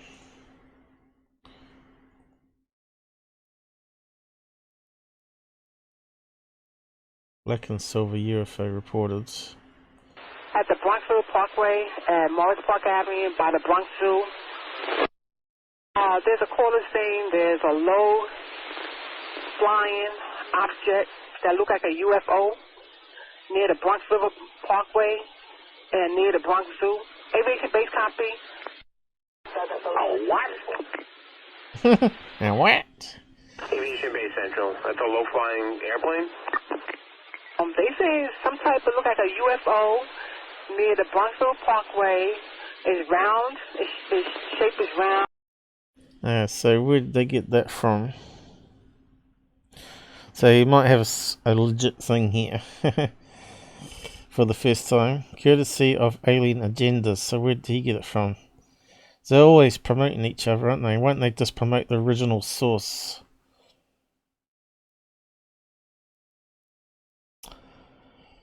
Yeah. 2020. That's a few months back now. Low flying aircraft and black in color, blackish silver color.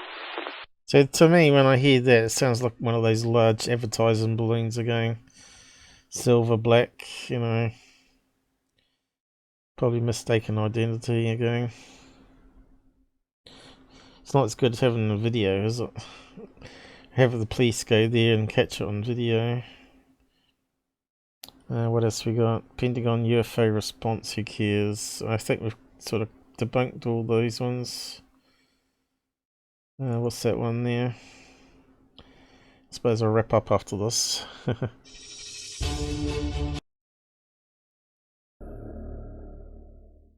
Hey guys, it's UFO Man. Here's a clip out of Sao Paulo, Brazil on July 13th, 2020. Check it out. Brazil, eh? Have we looked at that one before? Is it a reflection on glass? Let's see if I can get in. Is it a ceiling light? LED balloon. Drone, maybe. Is out of focus a lot. See, it's a bit strange that they seem to be focusing on that power line there. Like they're trying to prove something.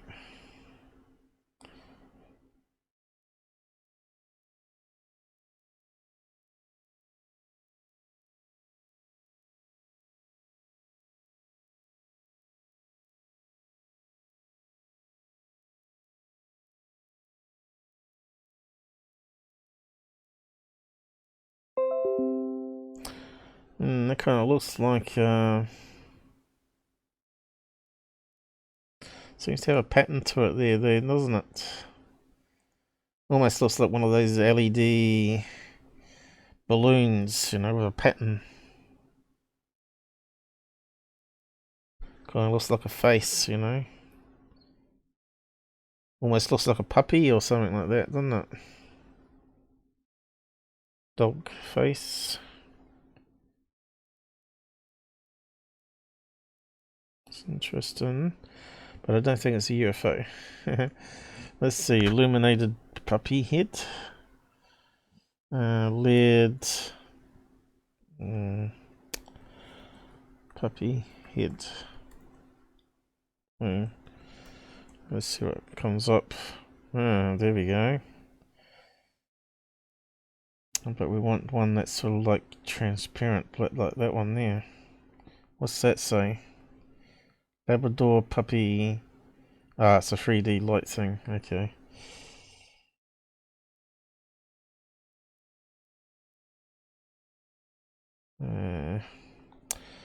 What?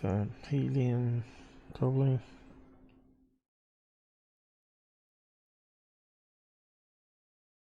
I never trust anything out of South America. It always turns out to be balloons. What can I spell? What can I see?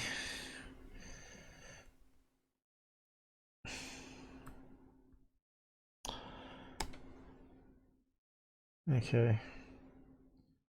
Definitely does look similar. I wonder if you illuminated one of these ones down here. Look, puppy. Looks like it's got ears either side. Kind of fits. That looks like it white with two black eyes. So if you illuminated that inside, and it's on a slight angle on some fishing line, I think that would be a match.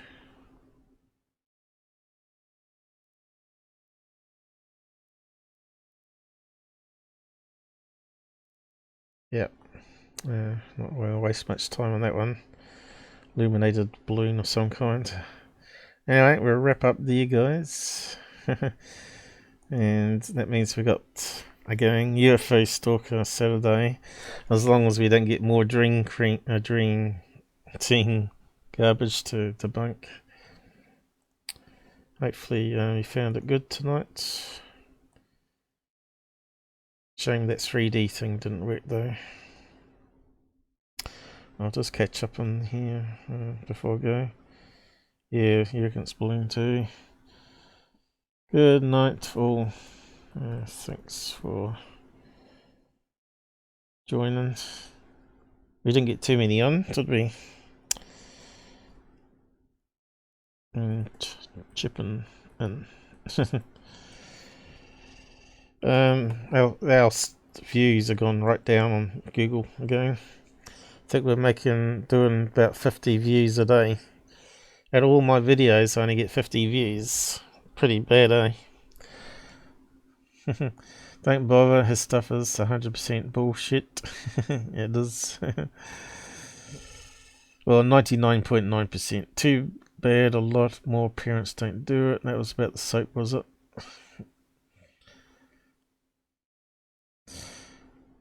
Had a bar of soap, yep. They want attention, yep.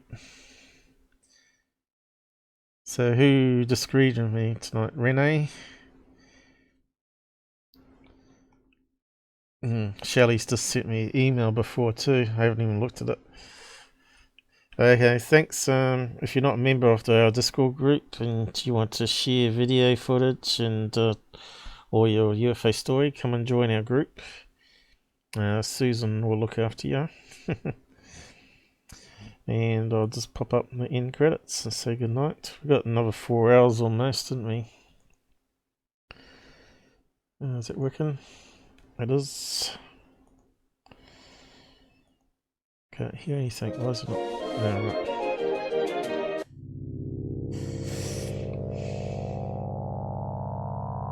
right. Susan, check out the front. You might like the front. I covered SIM cards and the difference between SIM, mobile network, and router at home. And Shelly was on, so she watched it before she went to the shop, so she should be more aware of what she needs to do.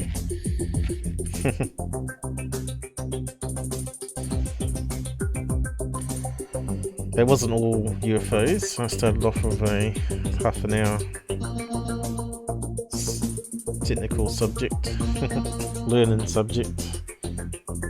I think JD went to bed, didn't he? I knew he wouldn't be around too long.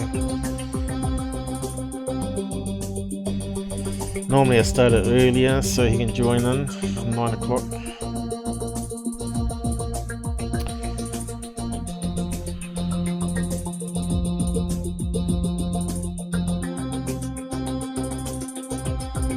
Good night. Into the Matrix we go.